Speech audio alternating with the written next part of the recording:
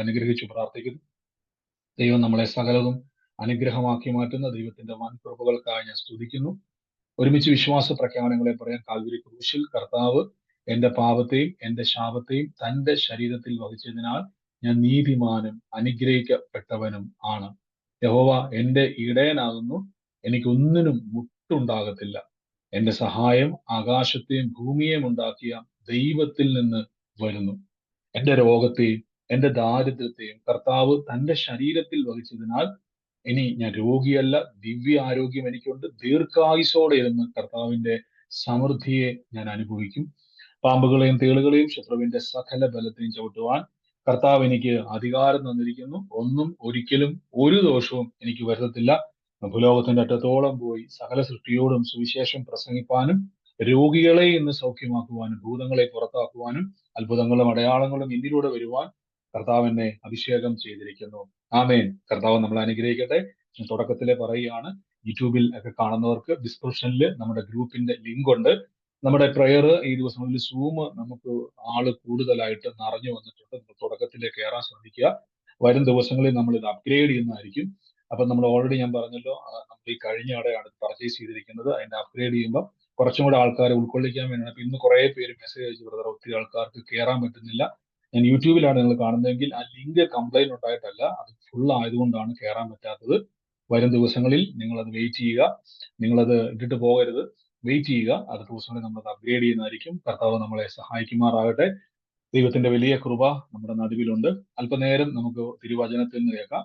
ഈ കഴിഞ്ഞ ദിവസങ്ങളിലൊക്കെ കർത്താവ് ചെയ്ത വലിയ രോഗസൗഖ്യങ്ങളും വലിയ പ്രവചന ആലോചനകളുടെ നിവൃത്തികളും, എനിക്ക് ആലോചന കേൾക്കുക മാത്രമല്ല, ഒരു പ്രവചനം കേൾക്കുക മാത്രമല്ല, പ്രവചനത്തിന്റെ നിവൃത്തിയും കൂടെ കാണുവാൻ, സാക്ഷ്യങ്ങൾ കേൾക്കുവാൻ ദൈവം ഇടയാക്കി. ഒരു സാധ്യത ഇല്ലാത്തടത്ത് കർത്താവ് തന്റെ പരിശുദ്ധാത്മാവിലൂടെ പ്രവചനാത്മാവിലൂടെ വെളിപ്പെടുത്തിയ കാര്യങ്ങൾ സാക്ഷ്യമായി കേൾക്കുമ്പോൾ കേൾക്കുന്നവരൊരു കാര്യം ഉറപ്പിച്ചോണം, നിങ്ങൾക്കും കർത്താവിനാൽ ദൈവത്തിന്റെ പ്രവർത്തികളെ കാണുവാൻ സാധിക്കും.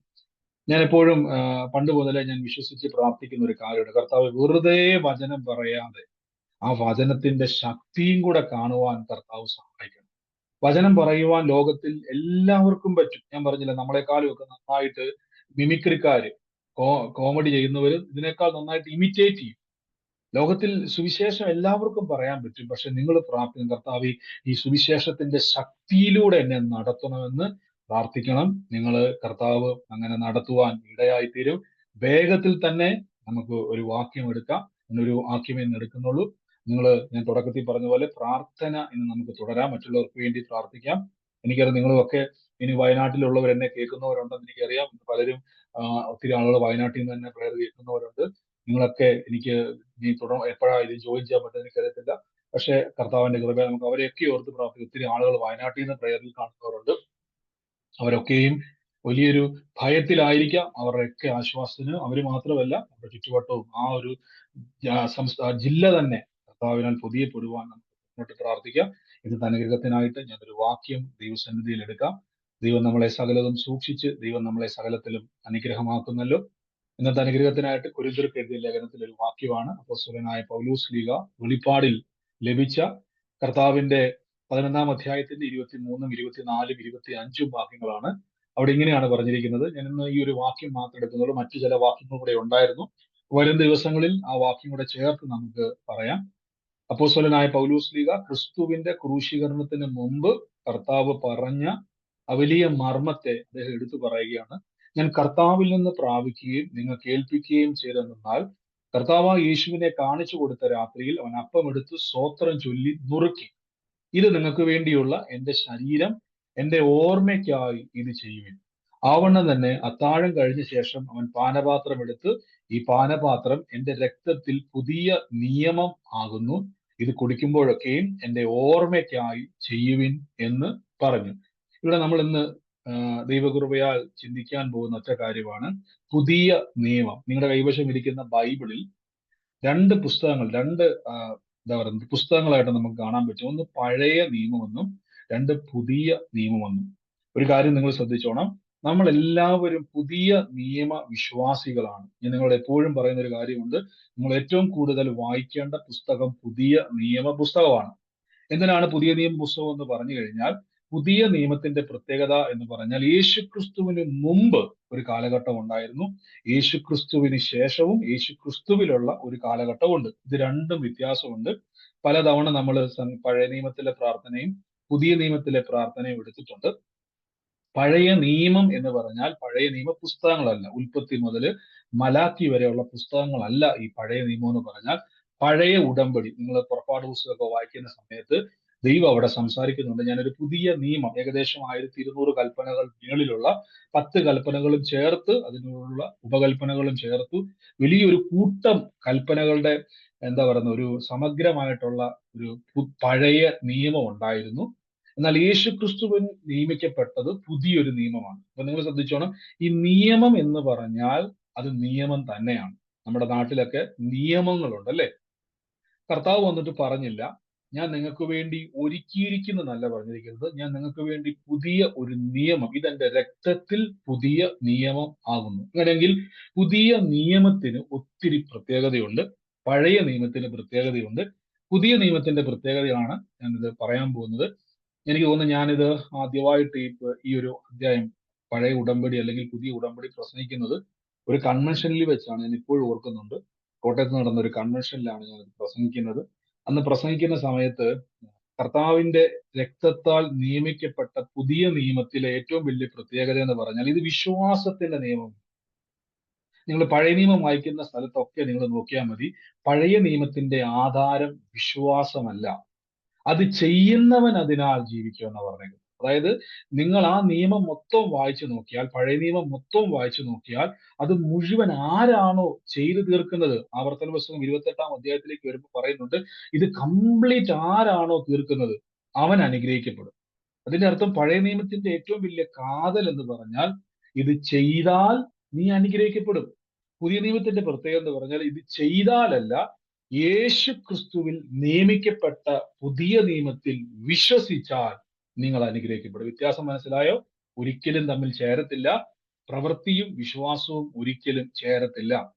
എപ്പോഴും ഒരിക്കലും ചേരാതെ നിൽക്കുന്ന ഒന്നാണ് പഴയ നിയമത്തിലെ നിയമവും പുതിയ നിയമത്തിലെ നിയമവും. അപ്പൊ ഞാനിത് ഓർക്കുന്നുണ്ട്, ഇന്ന് ഇത് പ്രസംഗിച്ചുകൊണ്ടിരിക്കുന്ന ആ സമയത്ത്, കൺവെൻഷനിൽ നിൽക്കുന്ന സമയത്ത് അത്യാവശ്യം ആൾക്കാർ അവിടെയുണ്ട്. അതിനിടയിൽ ഒരു മാതാവിനെ ഞാൻ ഇപ്പോഴും ഓർക്കുന്നുണ്ട്. അത് ഈ വചനം പെട്ടെന്ന് ഞാനത് നോക്കിയ സമയത്താണ് എനിക്കത് ഓർമ്മ വന്നത്.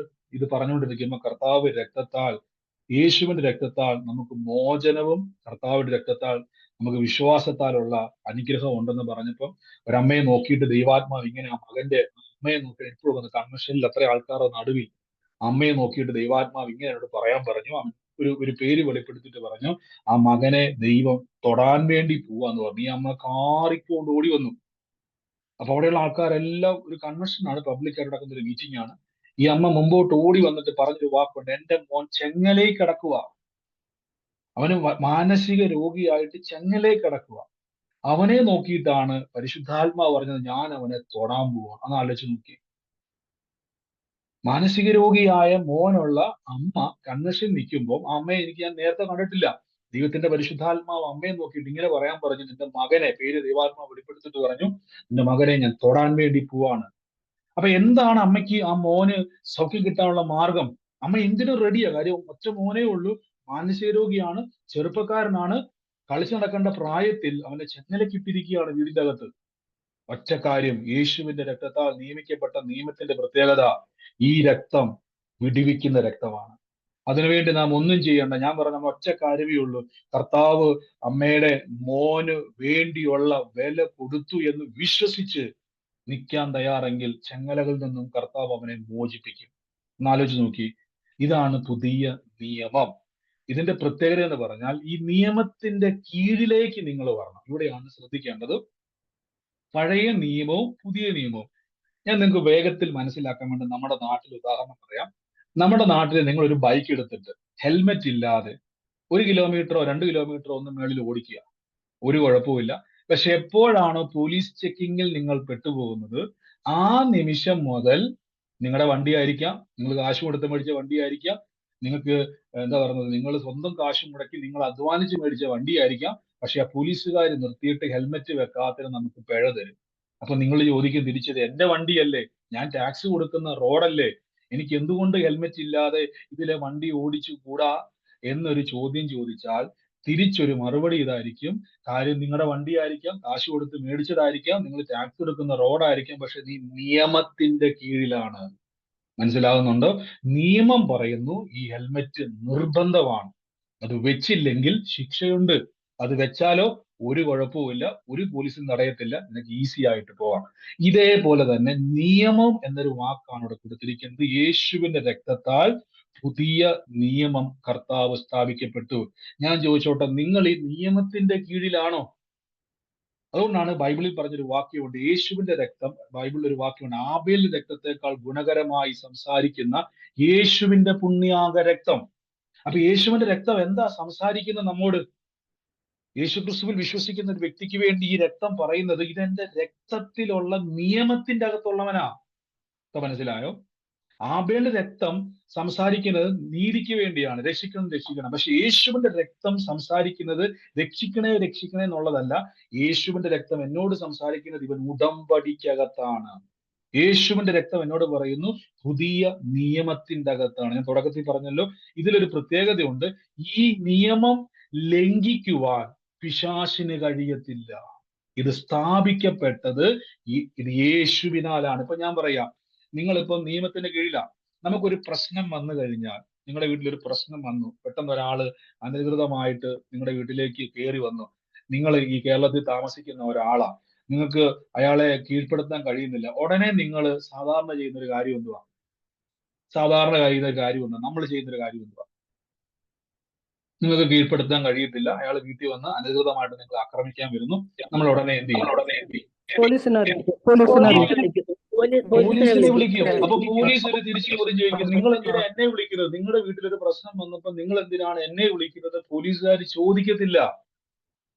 പോലീസുകാരെ വിളിക്കുമ്പോൾ തന്നെ അവർ പറയും എന്താ പ്രശ്നം? അപ്പൊ നമ്മൾ പറയും എന്റെ വീട്ടിലേക്ക് ഒരാൾ അതിക്രമിച്ച് കയറുന്നു. തിരിച്ചു പോലീസുകാരൻ ചോദിക്കത്തില്ല, നിങ്ങളുടെ വീടല്ലേ, ഞങ്ങൾ എന്നാ ചെയ്യാനാ? അവര് ചോദിക്കത്തില്ല. കാരണം എന്താണെന്ന് വെച്ചാൽ നിങ്ങൾ നിയമത്തിന്റെ അകത്തുള്ളവരായതുകൊണ്ട് നിങ്ങളെ സംരക്ഷിക്കുവാനും രക്ഷിക്കുവാനും നിയമകർത്താക്കൾക്ക് ഉത്തരവാദിത്വമുണ്ട്.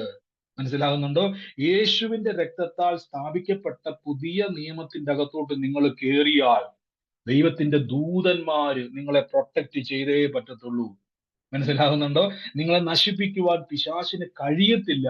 അതിന്റെ കാരണം നിയമത്തിന്റെ അകത്തിരിക്കുന്നവനെ സൂക്ഷിക്കേണ്ട ചുമതല ഗവൺമെന്റിനാണ്. നിങ്ങൾ ശ്രദ്ധിച്ചിട്ടുണ്ടോ?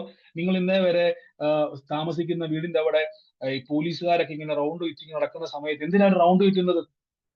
നമ്മുടെ സുരക്ഷിതത. എന്തിനാ പട്ടാളക്കാര് നമുക്ക് വേണ്ടി കാവൽ നിൽക്കുന്നത്? നമ്മൾ വല്ലതും പറഞ്ഞിട്ടാണോ? അവരെല്ലാം കാവൽ നിൽക്കുന്ന ഒരു കാര്യം, നമ്മളെ ഒരു നിയമത്തിന്റെ അകത്ത് ഒരു രാജ്യം എന്ത് ചെയ്തേക്കും? കവർ ചെയ്തിരിക്കുക. ആ കവർ ചെയ്തിരിക്കുന്നത് കൊണ്ട് ചിലപ്പം അതിർത്തി നിൽക്കുന്ന മിലിറ്ററിക്കാരനായ ഏതെങ്കിലും സംസ്ഥാനത്തുള്ള ഹിന്ദിക്കാരനായിരിക്കാം, അല്ലെങ്കിൽ മറ്റ് കർണാടകക്കാരനായിരിക്കാം, ആന്ധ്രക്കാരനായിരിക്കാം, പല ലാംഗ്വേജ് സംസാരിക്കുന്ന വ്യക്തിയായിരിക്കാം. നിങ്ങളും ഞാനുമായിട്ട് ഒരു ബന്ധവും ഇല്ലായിരിക്കാം, മുഖപരിചയം പോലും ഇല്ലായിരിക്കാം. പക്ഷെ ആ വ്യക്തി നിങ്ങൾക്ക് വേണ്ടി കാവൽ നിൽക്കുക. എന്തിനു വേണ്ടി?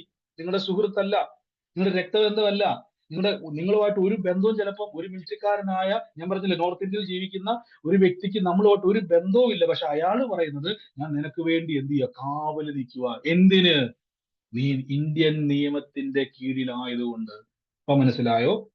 നമ്മ യേശുവിനെ കർത്താവും രക്ഷിതാവുമായി സ്വീകരിക്കുമ്പോൾ നിങ്ങൾ കയറുന്നത് പുതിയ നിയമത്തിലോട്ടാ. പുതിയ നിയമത്തിലോട്ട് കയറിയാലുള്ള ഗുണങ്ങളാണ് ഞാൻ പറഞ്ഞിരിക്കുന്നത്. ഈ യേശുക്രിസ്തുവിന്റെ രക്തം എനിക്ക് വേണ്ടി സംസാരിക്കും. എന്താ സംസാരിക്കുന്നത്? പിതാവിനോട് തൊടാൻ പറ്റത്തില്ല. പിതാവ് ഇവൻ നിയമത്തിന്റെ അകത്തുള്ളവനാണ്. ഇപ്പൊ മനസ്സിലാവുന്നുണ്ടോ? നമ്മുടെ ഒരു പ്രശ്നം എന്ന് പറഞ്ഞാൽ, നമ്മുടെ ഒരു ചിന്ത എന്ന് പറഞ്ഞാൽ, വിശ്വാസ ജീവിതം എന്ന് പറഞ്ഞാൽ, നമ്മൾ ഇങ്ങനെ കവർ ചെയ്ത് നടക്കുന്നു എന്ന് വിചാരിക്കുക. നമ്മളെ കവർ ചെയ്ത് നടക്കുക ദൈവം. മനസ്സിലാവുന്നുണ്ടോ? അതുകൊണ്ടാണ് അപ്പോസ്തലനായ പൗലോസ് പറഞ്ഞു, ഞാൻ കർത്താവിൽ നിന്ന് പ്രാപിച്ചു. എന്നർത്ഥം ഞാൻ കേട്ടു പഠിച്ചതല്ല, ഞാൻ കർത്താവിൽ നിന്ന് പ്രാപിച്ച് നിങ്ങൾക്ക് ഏൽപ്പിച്ചു തരുന്നത് എന്തെന്നാൽ, കർത്താവ് യേശുവിനെ കാണിച്ചു കൊടുത്ത രാത്രി കർത്താവ് അപ്പമെടുത്ത് സ്തോത്രം ചൊല്ലി നുറുക്കി, ഇത് നിങ്ങൾക്ക് വേണ്ടിയുള്ള എന്റെ ശരീരം, എന്റെ ഓർമ്മയ്ക്കായി ഇത് ചെയ്യുവാൻ. അപ്പൊ കർത്തൃമേശ, കർത്താവിന്റെ ശരീരത്തിന്റെ തിരുമേശയുമായിട്ട് നിങ്ങളുടെ മുമ്പിലേക്ക് വരുന്ന സമയത്ത് നിങ്ങൾ ഇത് നോക്കിയിട്ട് കാണണം, ഞാൻ ആ നിയമത്തിന്റെ കീഴിൽ എന്നെ ആക്കുവാൻ യേശുവിന്റെ ശരീരം തകർക്കപ്പെട്ടതിന്റെ ഓർമ്മയിലിരിക്കുന്നു. അപ്പൊ നമ്മൾ ഇത് കാണുമ്പോൾ എന്താ ഉറപ്പിക്കേണ്ടെന്ന് അറിയാവോ? ഞാൻ സുരക്ഷിതനാണ്. കർത്താവിന്റെ ശരീരവും തിരുരക്തത്തിന്റെ ഓർമ്മയ്ക്കായി നാം കത്രുമേശ എടുക്കുന്ന സമയത്ത് ഇത് കാണുമ്പോൾ നമ്മൾ സന്തോഷിക്കണം. ഞാൻ സുരക്ഷിതനാണ്. എന്റെ കൂടെ പറഞ്ഞാട്ടെ, ഞാൻ സുരക്ഷിതനാണ് പറ. ഞാൻ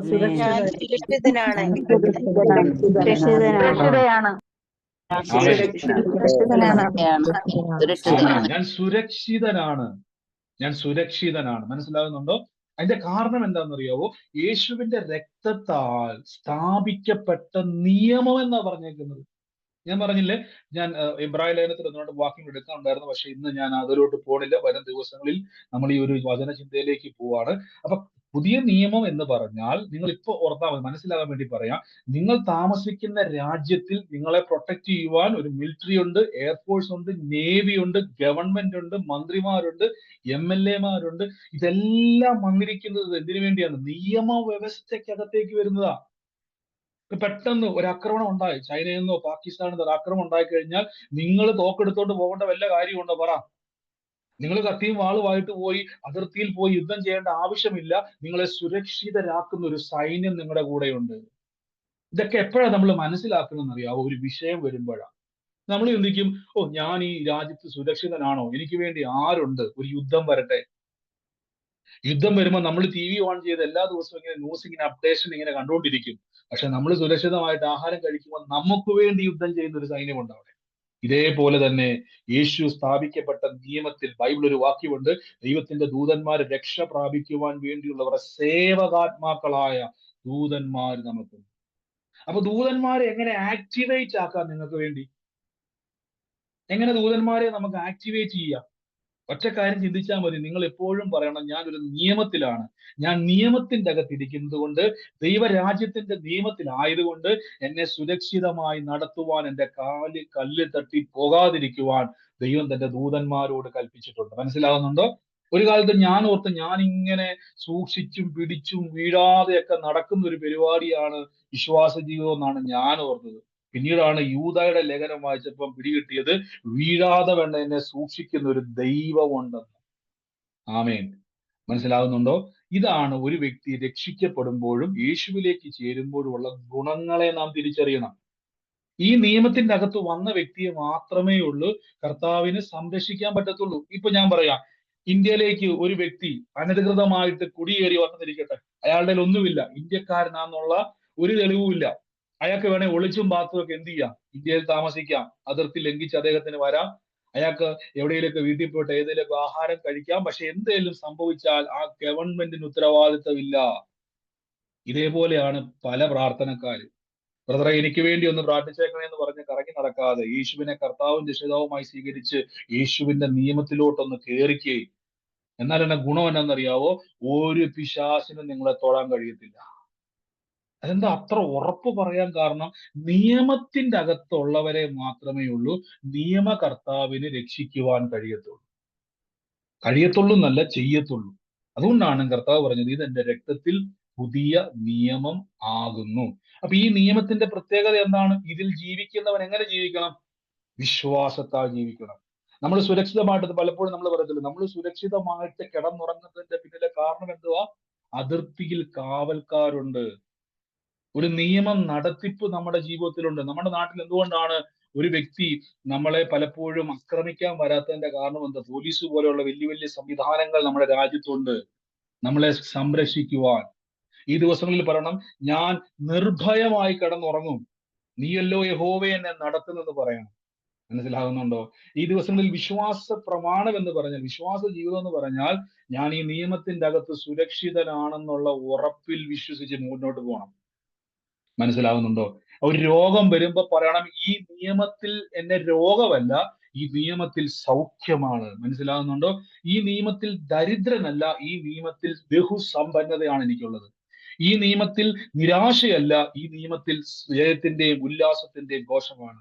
ഈ നിയമത്തിൽ അസമാധാനക്കേടല്ല, ഈ നിയമത്തിൽ സമാധാനമാണ് എനിക്കുള്ളത്. അപ്പൊ നമ്മൾ അന്വേഷിക്കണം, എന്റെ രാജ്യത്തിൽ, ഞാനായിരിക്കുന്ന ദൈവരാജ്യത്തിൽ എനിക്കുള്ള ബെനിഫിറ്റുകൾ എന്തൊക്കെയാണ്, സുരക്ഷിതത്വം എന്തൊക്കെയാണ്. ആമേൻ.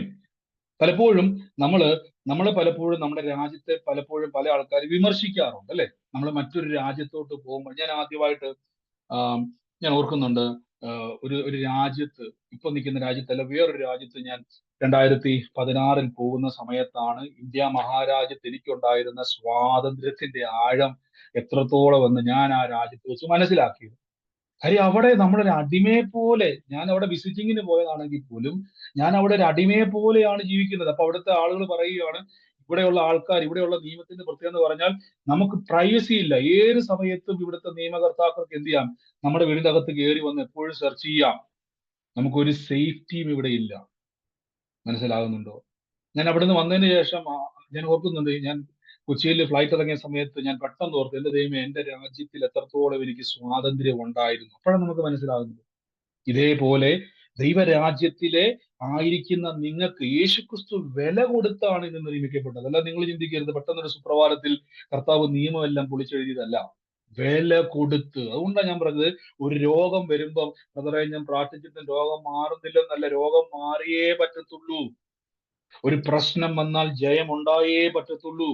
അതിന്റെ കാരണം എന്നാണെന്നറിയാവോ? നിങ്ങളായിരിക്കുന്ന നിയമത്തിൽ ഒരു രക്ഷകനുണ്ട്. നിങ്ങളായിരിക്കുന്ന നിയമത്തിൽ ഒരു രക്ഷകർത്താവ് നിങ്ങൾക്കുണ്ട്. ഈ രക്ഷകർത്താവിന് നിങ്ങളെ സുരക്ഷിതരാക്കാൻ കഴിയും. എപ്പോഴും ഓർത്തോണം, നിയമം ലംഘിച്ചു വരുന്നതാണ് പല പ്രശ്നങ്ങളും. അത് നമ്മൾ അന്വേഷിക്കണം. നിയമത്തിലുള്ളത് എന്തൊക്കെ, നിയമത്തിലില്ലാത്തത് എന്തൊക്കെ, ഇത് രണ്ടും തമ്മിൽ നിങ്ങൾ പഠിക്കണം. ബൈബിള് തുറക്കണം. നിയമം പറയുന്നത് എന്താണ്? ഇന്നലെ ഞാൻ പറഞ്ഞല്ലോ, ഇന്നലെ പറഞ്ഞൊരു കാര്യം ഉണ്ടായിരുന്നു, പിശാചിന്റെ ആഗ്രഹവും ദൈവത്തിന്റെ പ്ലാനുകളും. ഞാൻ ഇന്ന് ചോദിക്കാൻ വേണ്ടി അത് വിട്ടുപോയി. എപ്പോഴും ഓർത്തോണം, പിശാചിന്റെ ആഗ്രഹമല്ല നിവർത്തിക്കേണ്ടത്, ദൈവത്തിന്റെ പ്ലാനാണ്. ദൈവത്തിന് ആഗ്രഹമില്ല. ദൈവത്തിന് ഒരിക്കലും നിങ്ങളെപ്പറ്റി ദൈവത്തിന് ഒരാഗ്രഹവുമില്ല. അത് വെറും തെറ്റിദ്ധാരണ. ദൈവം ഒന്നും ആഗ്രഹിക്കുന്ന ആളല്ല. ദൈവം പ്ലാൻ ചെയ്യുന്ന ദൈവമാണ്. അത് നടപ്പാക്കുന്ന ദൈവമാണ്. മനസ്സിലാകുന്നുണ്ടോ? ദൈവത്തിന് പ്ലാനുകളും ദൈവത്തിന് നടപ്പിലാക്കുന്ന പദ്ധതിയുമുണ്ട്. ആമേൻ. പണ്ടൊരു ദൈവദാസൻ ഇങ്ങനെ പറഞ്ഞത് എനിക്ക് വളരെ ഇഷ്ടപ്പെട്ട ഒരു സ്റ്റേറ്റ്മെന്റ് ഉണ്ട്. ദൈവരാജ്യം എന്ന് പറഞ്ഞാൽ ജനാധിപത്യമല്ല. അതായത് ദൈവം മനുഷ്യൻ തെരഞ്ഞെടുത്ത ഒരു രാജാവല്ല നമുക്കുള്ളത്. നമ്മുടെ ഒരു പ്രതിനിധി അല്ല നമുക്കുള്ളത്. അദ്ദേഹം പ്രസംഗിച്ചപ്പോൾ ഇങ്ങനെ പറഞ്ഞു, എനിക്ക് വളരെ ഇഷ്ടപ്പെട്ട ആ വാക്ക്. അതായത് ജനത്താൽ തെരഞ്ഞെടുക്കപ്പെട്ട ജനപ്രതിനിധി അല്ല കർത്താവ്. നമ്മുടെ ദൈവം, അല്ലെങ്കിൽ നമ്മൾ ഉപയോഗിക്കുന്ന കർത്താവ് രാജാതിരാജാവ്. രാജഭരണത്തിലാണ് നമ്മൾ ഇരിക്കുന്നത്. രാജാവ് തീരുമാനിക്കുന്ന നിയമത്തിലാണ് നമ്മൾ ഇരിക്കുന്നത്. അതുകൊണ്ട് നമുക്ക് എന്തില്ല, അങ്ങോട്ടൊന്നും പറയണ്ട, വിശ്വാസത്താൽ അങ്ങ് മൂവ് ചെയ്താൽ മതി. ഹല്ലേലൂയ. കർത്താവ് അങ്ങനെ കൽപ്പിച്ചിട്ടുണ്ടെങ്കിൽ ധൈര്യമായിട്ട് ഇരുന്നോണം, കർത്താവ് അത് ചെയ്തിരിക്കും. ആമേൻ. അപ്പൊ ഇവിടെ ശ്രദ്ധിച്ചോണം, ഇവിടെ ബൈബിളിൽ അപ്പോസ്തലനായ പൗലോസ് ഭാവന തന്നെ അത്താഴം കഴിഞ്ഞ ശേഷം അവൻ പാനപാത്രം എടുത്ത്, ഈ പാനപാത്രം എന്റെ രക്തത്തിൽ പുതിയ നിയമം ആകുന്നു, ഇത് കുടിക്കുമ്പോഴൊക്കെയും എന്റെ ഓർമ്മയ്ക്കായി ഇത് ചെയ്യണം. അപ്പൊ ഓർക്കണം നമ്മള്. തിരുമേശ വരുമ്പോൾ, നിങ്ങളുടെ മുമ്പിലേക്ക് വരുമ്പം പലരും അതിന്റെ മുമ്പിൽ നിന്നുകൊണ്ട് വിങ്ങിപ്പൊട്ടുകയാണ്. വിങ്ങിപ്പൊട്ടുകയല്ല, നിങ്ങൾ ആ തിരുമേശയെ നോക്കിയിട്ട് പഠിക്കണം. എന്താ പഠിക്കേണ്ടതെന്ന് ചോദിച്ചു കഴിഞ്ഞാൽ, ഇത് ഞാൻ ആയിരിക്കുന്ന നിയമത്തിന്റെ ആഴങ്ങളിലേക്ക് ഇറങ്ങി ചെല്ലണം. അതിട്ട് നിങ്ങൾക്ക് മനസ്സിലാവും ഞാൻ എത്രത്തോളം സുരക്ഷിതനാണ്. വേണം നിങ്ങൾക്ക് എന്ത് ചെയ്യാം, ലോകത്തിലെ രാജ്യങ്ങളുടെ നിയമം കൊണ്ട് പഠിക്കാം. ഇന്ത്യ മഹാരാജ്യത്ത് എനിക്കുള്ള സുരക്ഷിതത്വത്തെ പറ്റി പഠിക്കാം. അപ്പൊ നമുക്ക് മനസ്സിലാവും ഈ സുരക്ഷിതത്വത്തിന്റെ എത്രയോ എത്രയോ ഹൈ ലെവലിലാണ് ദൈവരാജ്യത്ത് ഇരിക്കുന്ന വ്യക്തിക്ക് ലഭിക്കേണ്ടത്. നമ്മളിപ്പോഴും പിശാചിനെ കണ്ട് ഭയപ്പെട്ട് ജീവിക്കുകയാണ്. പലരും പറയാറുണ്ട്, ബ്രദറെ കാര്യമൊക്കെ ശരിയാ, പക്ഷേ പിശാച് നിസാരനല്ല. പിശാച് നിസാരനല്ല. ഞാൻ ചോദിച്ചോട്ടെ, ചൈന നിസാരക്കാരല്ല, പാകിസ്ഥാൻ നിസാരക്കാരല്ല, പല നമുക്കുള്ള എതിർത്ത് നിൽക്കുന്ന ലോകപ്രകാരമുള്ള പല രാജ്യങ്ങളും നിസാരക്കാരല്ല. പക്ഷെ എന്തുകൊണ്ടാണ് ആക്രമിക്കപ്പെടാത്തതിന്റെ കാരണം? വലിയൊരു സൈന്യം നമുക്കുള്ളത് കൊണ്ടാണ്. വലിയൊരു നിയമം നമുക്ക് ചുറ്റുമുള്ളത്, ഒരു മതില് പോലെ നിൽക്കുന്നതുകൊണ്ടാ. അവരെന്തുകൊണ്ട് ആക്രമിക്കാൻ കഴിയാതെ നിൽക്കുന്നു വെച്ചാൽ നമുക്കൊരു സ്ട്രോങ് ഹോൾഡ് ഉണ്ട്. മനസ്സിലാകുന്നുണ്ടോ? അതേപോലെ കർത്താവായ യേശുവിനാൽ നിർമ്മിക്കപ്പെട്ട രക്തത്തിന്റെ ഉടമ്പടിക്കകത്ത് കയറിയവരെ, നിങ്ങൾ സുരക്ഷിതരാണ്. വിളിച്ചു പറയണം. അതുകൊണ്ടാണ് ബൈബിൾ മൊത്തം നോക്കിയത്, തന്റെ ഏകജാതനായ പുത്രനിൽ വിശ്വസിക്കുന്ന ഏവനും നശിച്ചു പോകാതെ. ഇത് ദൈവം നമുക്ക് തരുന്ന ഉറപ്പാണ്. പക്ഷെ നമ്മൾ പിന്നെയും കറക്കും അങ്ങോട്ട്. എന്നാലും ബ്രദറെ കാര്യമൊക്കെ പ്രസംഗിക്കാൻ എളുപ്പമാണ്, പക്ഷെ പിശാചുണ്ടല്ലോ, അവൻ ഇങ്ങനെ ഊടാടിക്കൊണ്ട് നടക്കുക. എന്റെ പൊന്നു സഹോദരൻ, നിങ്ങൾ ആദ്യം തിരിച്ചറിയണം, പിശാചിന് നിങ്ങളെ ഒന്ന് ആക്രമിക്കണമെങ്കിൽ എന്ത് ചെയ്യണം? ഈ നിയമം ലംഘിച്ച് അകത്തോട്ട് വരണം. ഈ നിയമം പിശാച് ലംഘിച്ചാൽ, ശ്രദ്ധിച്ചോണം, പിശാചിന് ലംഘിക്കണമെങ്കിൽ ദൈവത്തിന്റെ ദൂതന്മാർക്ക് കഴിവില്ലായിരിക്കണം. ഈ നിയമം ഇവനിൽ വിശ്വാസിയുടെ മേലേക്ക് ലംഘിക്കണമെങ്കിൽ ഈ നിയമിക്കപ്പെട്ട ക്രിസ്തുവിനെ നമ്മൾ ഒരിക്കലും പറയാൻ പാടില്ല. കർത്താവ് പറഞ്ഞു, ഇത് രക്തത്താൽ നിയമിക്കപ്പെട്ട പുതിയ നിയമമാണ്. അതിന്റെ അർത്ഥം ഞാനാണ് നിയമം സ്ഥാപിച്ചത്.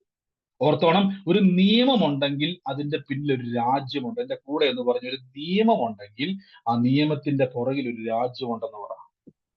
നിയമത്തിന്റെ പിറകിൽ ഒരു ആമേൻ. എപ്പോഴും മനസ്സിലാക്കണം, എപ്പോഴും തിരിച്ചറിയണം. നിങ്ങൾ എപ്പോഴും തിരിച്ചറിഞ്ഞോണം, ഒരു നിയമം ചുമ്മാ വരത്തില്ല. ഒരു രാജ്യത്തിനെ നിയമമുള്ളൂ. വെറുതെ ഒരു നിയമം ഉണ്ടാക്കൂ ഇല്ല. ഒരു രാജ്യം ഉണ്ടെങ്കിൽ ഒരു നിയമമുള്ളൂ.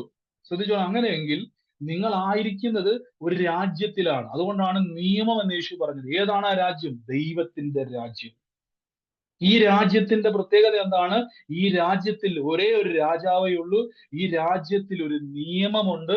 ഈ നിയമത്തെ പറ്റിയാണ് കർത്താവ് പറഞ്ഞിരിക്കുന്നത്. ഈ നിയമം നിർമ്മിക്കപ്പെട്ടത് തന്റെ ശരീരം തകർക്കപ്പെട്ട് രക്തം ഊറ്റിക്കൊടുത്താണ് സ്ഥാപിക്കപ്പെട്ടത്. ഈ ദിവസങ്ങളിൽ പറഞ്ഞോണം, എന്റെ കുടുംബം രക്ഷപ്പെടും, ഞാൻ സുരക്ഷിതനാണ്, ഒരനർത്ഥവും എനിക്ക് വരത്തില്ല, ഒരു ബാധയും എന്റെ കൂടാരത്തിന്റെ മേൽ അടുക്കത്തില്ല, ഞാൻ നിയമത്തിലാണ്. പുതിയ നിയമ രക്തത്തിന്റെ നിയമത്തിലാണ് നിങ്ങൾ ആയിരിക്കുന്നത്. പലപ്പോഴും നിങ്ങളത് തിരിച്ചറിഞ്ഞു വേണം നടക്കാൻ. ഞാൻ സുരക്ഷിതനാണ്, മനസ്സിലാകുന്നുണ്ട്, ഞാൻ സുരക്ഷിതനാണ്.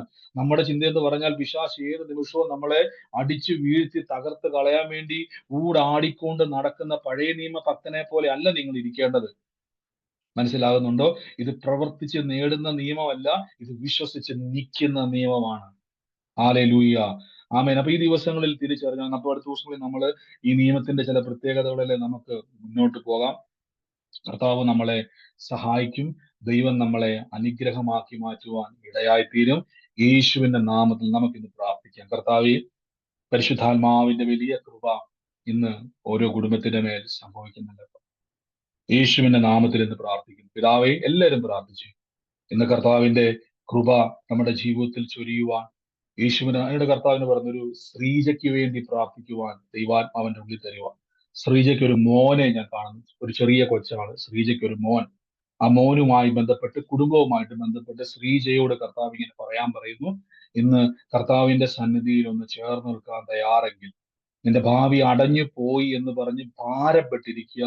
എന്നാൽ ഞാൻ കാണുന്ന ഒരു കാഴ്ച എന്ന് പറഞ്ഞാൽ, ട്രാൻസ്പെറന്റ് ആയിട്ടുള്ള ഒരു ഫയലിന്റെ അകത്തിരിക്കുന്ന ഒരു സർട്ടിഫിക്കറ്റുമായിട്ട് ബന്ധപ്പെട്ട് അതിൻ്റെ അകത്ത് ഞാൻ കാണുന്ന ഒരു കാഴ്ച എന്ന് പറഞ്ഞാൽ, വലിയ ഒരു സർട്ടിഫിക്കറ്റിന്റെ അകത്ത് ഒരു എംബ്ലം തുടങ്ങിക്കഴിഞ്ഞിട്ട് ആ എംബ്ലത്തിന്റെ താഴെ തന്നെ ഇയാളുടെ പേര് എഴുതി വെച്ചിരിക്കുന്ന ഒരു സർട്ടിഫിക്കറ്റ് ആണ് ആദ്യം തുറക്കുമ്പോൾ തന്നെ ഈ ഒരു ഫയലിൽ കാണുന്നത്.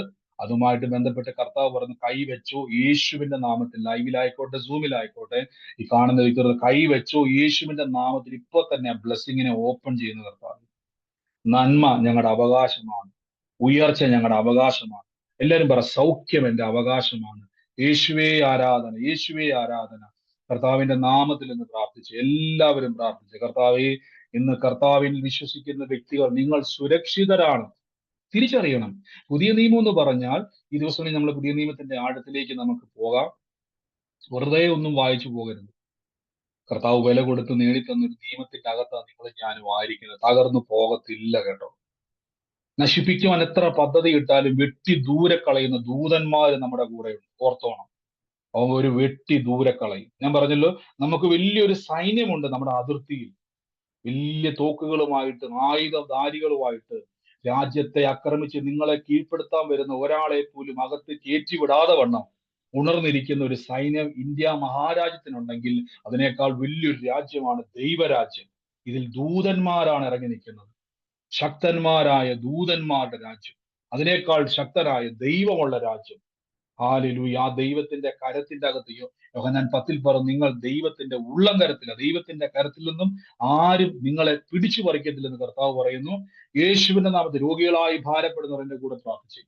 ആ രോഗമുള്ള ഭാഗത്തോട്ട് കൈവച്ചിട്ട് പറ, നിയമം ലംഘിച്ച് കയറി വന്ന രോഗമേ, നിനക്ക് എന്റെ മേൽ അവകാശമില്ല. ഞാൻ ഇപ്പൊ തിരിച്ചറിഞ്ഞു, യേശു ക്രിസ്തു എനിക്ക് വേണ്ടി ഈ രാജ്യത്തിൽ, ഈ നിയമത്തിൽ ഞാൻ സൗഖ്യമാണ്. ഇന്ന് കർത്താവിന്റെ രക്ഷിതാവുമായി സ്വീകരിക്കാത്ത ആരെങ്കിലും ഉണ്ടെങ്കിൽ സ്വീകരിക്കുക. അങ്ങോട്ടും ഇങ്ങോട്ടൊക്കെ ഓടി നടക്കാതെ കർത്താവിൽ സ്ഥിരപ്പെടുക. നിയമത്തിൽ കയറിയവനെ മാത്രമേ ദൈവത്തിന് സുരക്ഷിതമായി കൈകാര്യം ചെയ്യാൻ കഴിയത്തുള്ളൂ. അല്ലാതുള്ളതെല്ലാം അഭയാർത്ഥികളാണ്, ഉത്തരവാദിത്തമില്ല. പ്രാർത്ഥിച്ചാൽ ചിലപ്പോൾ ഒരു പ്രവൃത്തി നടന്നേക്കും, പക്ഷെ സേഫ്റ്റി നിങ്ങൾക്ക് ലഭിക്കത്തില്ല. നിങ്ങൾ സെക്യൂർ അല്ല, സൂക്ഷിക്കണം. യേശുവിലേക്ക് വരുന്ന ഒരു വ്യക്തി മാത്രമേ സുരക്ഷിതനാകത്തുള്ളൂ. അതുകൊണ്ടാണ് ബൈബിൾ വ്യക്തമായി പറയുന്നത് യേശുവിനെ കർത്താവായി സ്വീകരിക്കണം. അതിനർത്ഥം കർത്തൃത്വത്തെ അംഗീകരിക്കണം. യേശുവിന്റെ കർത്താവാണെന്ന് ഞാൻ അംഗീകരിക്കണം, ഹൃദയം കൊണ്ട് വിശ്വസിക്കണം, രക്ഷാ പദ്ധതിയിലേക്ക് ഞാൻ വരണം. എങ്കിൽ മാത്രമേ എനിക്ക് ഈ സുരക്ഷിതത്വം ലഭിക്കത്തുള്ളൂ. എന്നാൽ മാത്രമേ ഞാൻ രക്ഷിക്കപ്പെടുകയുള്ളൂ. അതുകൊണ്ടാണ് ആകാശത്തിന്റെ കീഴെ മനുഷ്യരുടെ ഇടയിൽ നൽകപ്പെട്ട വേറൊരു നാമമില്ല നാം രക്ഷിക്കപ്പെടുവാൻ. ഇതെല്ലാം ബൈബിൾ പറഞ്ഞിരിക്കുന്ന കാര്യം ഈ നിയമത്തിൽ കയറാൻ വേണ്ടിയാണ്. യേശുവെ ആരാധന, യേശുവെ ആരാധന. എല്ലാവരും ഒന്ന് പ്രാർത്ഥിച്ചു, കർത്താവേ ഇന്ന് പരിശുദ്ധാത്മാവിന്റെ വലിയ പ്രവൃത്തി നടക്കുക. ആരാധന, ആരാധന, ആരാധന. എന്റെ യേശുവെ, എല്ലാവരും പ്രാർത്ഥിച്ചു. ഇന്ന് കർത്താവിന്റെ വലിയ കൃപയാൽ ഇന്ന് പ്രാർത്ഥനയുടെ ശക്തി യേശുവിന്റെ നാമത്തിൽ ഞങ്ങൾ ഇന്ന് പ്രാർത്ഥിക്കുന്നു. Thank you holy Spirit, thank you holy spirit. യേശുവിന്റെ നാമത്തിൽ, യേശുവിന്റെ നാമത്തിൽ എന്ന് പ്രാർത്ഥിക്കുന്നു. നന്ദി കർത്താവേ, നന്ദി കർത്താവേ. ഇന്ന് ഈ പ്രാർത്ഥന കൈക്കൊള്ളുന്നവർ, ലൈവിൽ കാണുന്നവർ, നിങ്ങളോട് ഞാൻ പറയുന്നു, ഈ ദിവസങ്ങളിൽ വിളിച്ചു പറയണം, ഞാൻ നിയമത്തിന്റെ കീഴിലാണ്. ഞാൻ യേശുവിന്റെ രക്തത്താലുള്ള നിയമത്തിന് കീഴിൽ. ലോകത്തിലെ ഒരു ശക്തിക്കും എന്നെ തൊടാൻ കഴിയുന്നു. ഇങ്ങനെ പറഞ്ഞു പഠിക്കണം. നമ്മൾ പറഞ്ഞു പഠിക്കണം. ഒരു ശക്തിക്കും എന്നെ തൊടാൻ കഴിയത്തില്ല, അങ്ങനെ തന്നെ പറയണം. അപ്പൊ ലൂസിഫറോ, ഇത്ര പിശാശ് നിസ്സാരക്കാരല്ല. അവന് 66 666 അവന് മുദ്രയുണ്ട്, അതുണ്ട്, ഇതുണ്ട്, അങ്ങനെയുണ്ട്, ഇങ്ങനെയുണ്ട്, ആഭിചാരമുണ്ട്, കൂടോത്രമുണ്ട് എന്നൊക്കെ നിങ്ങളോട് വന്ന് പറയുമ്പോൾ നിങ്ങൾ പറഞ്ഞു എനിക്ക് ശക്തന്മാരായ ദൂതന്മാരുണ്ടെന്ന് പറ. പിശാശിനെ വെട്ടി താഴെയിട്ട ദൂതന്മാർ എന്റെ കൂടെ ഉണ്ടെന്ന് പറ. കെരൂബുകൾ എന്റെ കൂടെയുണ്ട്, ദൂത സംഘം എന്റെ കൂടെയുണ്ട് എന്ന് പറയണം. ഞാൻ സുരക്ഷിതനാണ്, ഒരനർത്ഥവും എനിക്ക് വരത്തില്ല, ഒരു ബാധയും എന്റെ കൂടെ. അത് ഞാൻ പറയുന്നല്ല കേട്ടോ, വാചനം പറയുന്നു. ഞാൻ തുടക്കത്തിലെ പറഞ്ഞല്ലോ, പഴയ നിയമ പുസ്തകമല്ല, പഴയ നിയമം മാറി പുതിയ ഉടമ്പടി വന്നിരിക്കുന്നു. വാക്തത്വങ്ങൾ എന്റെ മേൽ വന്നിരിക്കുന്നു. വരും ദിവസങ്ങളിൽ നമ്മളിത് കേൾക്കുകയാണ്. യേശുവേ ആരാധന, യേശുവേ ആരാധന. Thank you holy Spirit. ഞാൻ ഒരു ആനി എന്ന് പറയുന്ന ഒരു സഹോദരിയെ കർത്താവിനെ എടുത്തു കാണിക്കുന്നു. ആനിയുടെ ഭവനത്തിൽ തന്നെ സണ്ണിയെ ഞാൻ കാണുന്നു. യേശുവിന്റെ നാമത്തിൽ യാനിയുടെയും സണ്ണിക്കുമായ ഒരു മൂത്ത മോനെ ഞാൻ കാണുന്നു. യേശുവിന്റെ നാമത്തിൽ ആ കുടുംബവുമായിട്ട് ബന്ധപ്പെട്ട് ഈ ദിവസങ്ങളിൽ കർത്താവിന്റെ വലിയൊരു പ്രവൃത്തി ആ കുടുംബത്തിന്റെ മേൽ ഉണ്ടാകാൻ പോവുകയാണ്. രാജ്യങ്ങളുടെ വാതിൽ ആ കുടുംബത്തിന്റെ മേൽ തുറക്കാൻ വേണ്ടി പോവാണ്. യേശുവിന്റെ നാമത്തിൽ അതുമായിട്ട് ബന്ധപ്പെട്ട എബിനെ ദൈവം സ്പർശിക്കുന്നു. യേശുവെ ആരാധന ഏറ്റെടുത്തു. യേശുവിന്റെ നാമത്തിൽ എന്ന് പ്രാർത്ഥിക്കുന്നപ്പോ വലിയ ദൈവപ്രവൃത്തികളിൽ നിന്ന് അറിയട്ടെ. ഈ നിമിഷം രോഗികളായി ഭാരപ്പെടുന്നവർക്ക് നിങ്ങൾക്ക് വെറുതെ ഇരിക്കാൻ പറ്റത്തില്ല കേട്ടോ, അങ്ങോട്ടും ഇങ്ങോട്ടും നോക്കിയിരിക്കാൻ പറ്റത്തില്ല. നിങ്ങൾ പറയണം, നിയമം ലംഘിച്ച് നിങ്ങൾ അതിനെ ഇരുത്തരുത്. രോഗത്തെ കയറ്റി ഇരുത്തിയാൽ നിങ്ങൾക്ക് ശിക്ഷ ഉണ്ടാവും. ശിക്ഷ ഉണ്ടാകുന്ന പറഞ്ഞാൽ പേടിക്കരുത് കേട്ടോ. നമ്മൾ നിയമകർത്താവിനെ കളിയാക്കുക. ഇല്ല, രോഗമേ നിനക്ക് എന്റെ മേൽ അവകാശമില്ല, നിനക്ക് എന്റെ മേൽ അവകാശമില്ല. കാര്യം എന്റെ നാഥൻ പുതിയ നിയമത്തിൽ ഉടമ്പടിയാക്കി എനിക്ക് തന്നിരിക്കുന്ന രോഗസൗഖ്യമാണ്, അതെന്റെ അവകാശമാണ്. ഈ രാജ്യത്ത് താമസിക്കുന്ന, ഇന്ത്യയിൽ താമസിക്കുന്ന നിങ്ങൾക്ക് അവകാശങ്ങളുണ്ടല്ലോ. വരും ദിവസങ്ങളിൽ നമ്മളത് പറയുന്നുണ്ട്. അങ്ങനെയെങ്കിൽ രോഗസൗഖ്യം ഈ രാജ്യത്തുള്ള വ്യക്തിയുടെ അവകാശമാണ്. മാറിയില്ലേലും കുഴപ്പമില്ല, നിങ്ങൾ അഭയാർത്ഥിയാ. അങ്ങനെ പറയുന്ന വ്യക്തി അഭയാർത്ഥിയാ. നിങ്ങൾ നിയമം ലംഘിച്ച് അതിക്രമിച്ച് ഈ രാജ്യത്ത് കയറാൻ നോക്കിയാൽ, അതുകൊണ്ടാണ് നിങ്ങൾക്കൊന്നും കുഴപ്പമില്ല. നമ്മുടെ ഒരു നാട്ടിലൊരു പഴഞ്ചൊല്ലില്ല, ദാനം കിട്ടിയ പശുവിനെ നമ്മൾ എന്ത് ചെയ്യാറില്ല, പല്ലുണ്ടോന്ന് എണ്ണി നോക്കാറില്ല. ദാനമാ ഇത്, ദാനമല്ല കേട്ടോ. ഇത് കൃപയാൽ സ്ഥാപിക്കപ്പെട്ട നിയമ, വില കൊടുത്ത് മേടിച്ച നിയമത്തിന്റെ അകത്തായിരിക്കുന്നു. ഇവിടെ അവകാശങ്ങളുണ്ട്. സൗഖ്യം എന്റെ അവകാശമാണ്, ഉയർച്ച എന്റെ അവകാശമാണ്, സമാധാനം എന്റെ അവകാശമാണ്. യേശുവിന്റെ നാമത്തിൽ രോഗക്കിടക്കയിൽ എന്നെ കേൾക്കുന്നവരുണ്ടെങ്കിൽ സ്വന്തം കൈയെടുത്ത് ദേഹത്തോട്ട് വെച്ച് എന്നിട്ട് പറ. ഇനി കൈകൾ അനക്കാൻ പറ്റുന്നില്ലെങ്കിൽ വാ കൊണ്ട് വിളിച്ചു പറ. നാവ് ചലിപ്പിക്കാൻ പറ്റുന്നില്ലെങ്കിൽ ഉള്ളത്തി പറ. യേശുവിന്റെ തിരുമുറിവിനാൽ എനിക്ക് ആരോഗ്യം വന്നിരിക്കുന്നു, എനിക്ക് കിടക്കാൻ പറ്റത്തില്ല. ഞാൻ ഇപ്പോൾ ഈ നിമിഷം മുതൽ യേശുവിന്റെ സൗഖ്യത്തെ സ്വീകരിക്കുന്നു. ലോകരാജ്യങ്ങളിൽ പോയി ഞാൻ യേശുവിന്റെ സാക്ഷിയാകും. യേശുവിന്റെ അത്ഭുതത്തിന്റെ സാക്ഷി ഞാൻ ആകും. കർത്താവെ, ഞങ്ങൾ ഒരുമിച്ച് ഇന്ന് പ്രാർത്ഥിച്ച് അനുഗ്രഹിക്കുമ്പോൾ അസാധാരണമായ അത്ഭുത സാക്ഷി നിങ്ങൾ കേട്ടുകൊണ്ടിരിക്കുന്നുണ്ട്. അപ്പൊ ഇന്നും ദൈവം ചെയ്യുവാൻ ശക്തനാണ്. ആ കണ്ണാടിയൊക്കെ വെക്കുന്നവരെ കണ്ണാടിയൊക്കെ എടുത്ത് മാറ്റി ഒരു നിമിഷം കൈയെടുത്ത് വെച്ച് അവിടെ നിന്നിട്ട് പറ, പുതിയ കാഴ്ച കണ്ണ് തന്നതിന് നന്ദി. ശരീരത്തോട്ട് കൈവച്ചിട്ട് പറ, പുതിയ അവയവങ്ങൾ തന്നതിന്. നിന്റെ കാലുകളുടെ മേൽ ബലം നിറയട്ടെ. ഞാൻ ഞൊണ്ടി നടക്കത്തില്ല, ഞാൻ ഏന്തി വലിഞ്ഞു നടക്കത്തില്ല, ഞാൻ ബലഹീനതയോടെ നടക്കത്തില്ല, ഞാൻ തുള്ളിച്ചാടി ദൈവത്തെ ആരാധിക്കും എന്റെ വാർദ്ധക്യത്തിലും. അങ്ങനെ തന്നെ ഒന്ന് കൽപ്പിച്ചേ. ഇത് നിയമമാണ്. ഇത് നടന്നേ പറ്റത്തുള്ളൂ. നിയമം നിങ്ങൾ ശ്രദ്ധിച്ചോളാം. നിയമത്തിന് ഒരു പ്രത്യേകതയുണ്ട്. അത് നടന്നേ പറ്റത്തുള്ളൂ. അത് അനുസരിച്ചേ പറ്റത്തുള്ളൂ. രോഗികളായി ഭാരപ്പെടുന്നവർ കൈവച്ചേ പറ്റും. ഇത് നിയമമാണ്. നിങ്ങൾ ഉയർച്ച പ്രാപിച്ചേ പറ്റത്തുള്ളൂ. നിയമമാണ്. നിങ്ങൾ ദരിദ്രത്തിൽ നിന്നും ബഹുസമ്പന്നത, കർത്താവ് യേശുക്രിസ്തു ദരിദ്രനായിട്ട് നിങ്ങൾ സമ്പന്നനാകുക. ഇത് നിയമത്തിന്റെ അകത്തുള്ളതാണ്. ഇത് നിയമം നടപ്പിലാക്കിയേ പറ്റത്തുള്ളൂ. ശ്രദ്ധിച്ചോണം. ഹെൽമെറ്റ് വെക്കാതെ പോകുന്നവനെ വഴി തടഞ്ഞ് പെറ്റി കിട്ടുമെങ്കിൽ രോഗിയായി പോകുന്നവന്റെ മേലേക്ക് ഒരു നിയമമുണ്ട്. സൗഖ്യമായേ പറ്റത്തുള്ളൂ. സൗഖ്യമായേ പറ്റും. ഇത് നിയമമാണ്. യേശുവിന്റെ നാമത്തിൽ പ്രാർത്ഥിക്കുന്നു. പിതാവേ, അങ്ങ് ഓരോ വ്യക്തികളെയും ഇന്ന് സ്പർശിക്കുന്ന യേശുവിന്റെ നാമത്തിൽ. Thank you holy Spirit. Thank you holy Spirit. Thank you holy Spirit. Thank you holy Spirit. 1963 സെപ്റ്റംബറിൽ ജനിച്ച ഒരു വ്യക്തിയെ കർത്താവ് സ്പർശിക്കുകയാണ്. യേശുവിന്റെ നാമത്തിൽ. ഞാൻ സെപ്റ്റംബർ 18 കാണുന്നത്. ആ വ്യക്തിയെ കർത്താവ് സ്പർശിക്കുന്നതായിട്ട് ഞാൻ കാണുന്നു. യേശുവിന്റെ അധികാരമുള്ള നാമത്തിൽ നിന്ന് പ്രാർത്ഥിക്കുന്നു. പിതാവേ, ഇന്ന് അനുഗ്രഹിച്ച് പ്രാർത്ഥിക്കുന്നപ്പ. ഇന്ന് ലൈവിൽ കാണുന്നവരോട് ഞാൻ പറഞ്ഞു, യൂട്യൂബിലായിക്കോട്ടെ, ഫേസ്ബുക്കിലായിക്കോട്ടെ, നിങ്ങളോട് ഞാൻ പറയുന്നു, ഈ ദിവസങ്ങളിൽ തിരിച്ചറിഞ്ഞോണം. നിങ്ങൾ ഈ നിയമത്തിലേക്ക് കയറുവാൻ, ഇതിൽ കൂടുതൽ മനസ്സിലാക്കുവാൻ ആഗ്രഹിക്കുന്നുവെങ്കിൽ നിങ്ങൾ വളരും. നിങ്ങളുടെ അതിരുകൾ വിസ്താരമായി തീരും. നിങ്ങളുടെ നന്മ ഉയർച്ച ഉണ്ടായി വരും. നിങ്ങൾ ക്രിസ്തുവിന്റെ സാക്ഷിയായി തീരും. നിങ്ങളെ ഒതുക്കുവാൻ കഴിയത്തില്ല. നിങ്ങളെ അമർച്ച ചെയ്യുവാൻ കഴിയത്തില്ല. കാര്യം നിങ്ങൾ പിശാചിനെ നോക്കി ഓടിക്കാൻ നിൽക്കണ്ട. നിങ്ങൾക്ക് മുമ്പേ വെട്ടി താഴെയിടുവാൻ ദൂതന്മാരുണ്ട്. അവരെ ഒന്ന് ആക്റ്റീവ് ആക്കിക്കേ. പറയണം, ഞാൻ നിയമത്തിലുള്ളവളാണ്. എന്നാ അവർ പ്രവർത്തിക്കുന്നത് നിങ്ങൾക്ക് കാണാൻ പറ്റും. ഹല്ലേലൂയ. നന്ദി കർത്താവേ. ഞങ്ങൾ അന്യനല്ല, പരദേശിയല്ല, ദൈവത്തിന്റെ ഭവനക്കാരൻ. എന്റെ കൂടെ പറഞ്ഞോണം, അന്യനല്ല, പരദേശിയല്ല, ഞാൻ ദൈവത്തിന്റെ ഭവനക്കാരനാണ്. ആമേൻ. നന്ദി കർത്താവെ. അങ്ങ് സ്പർശിക്കുന്ന കൃപയ്ക്ക് നന്ദി.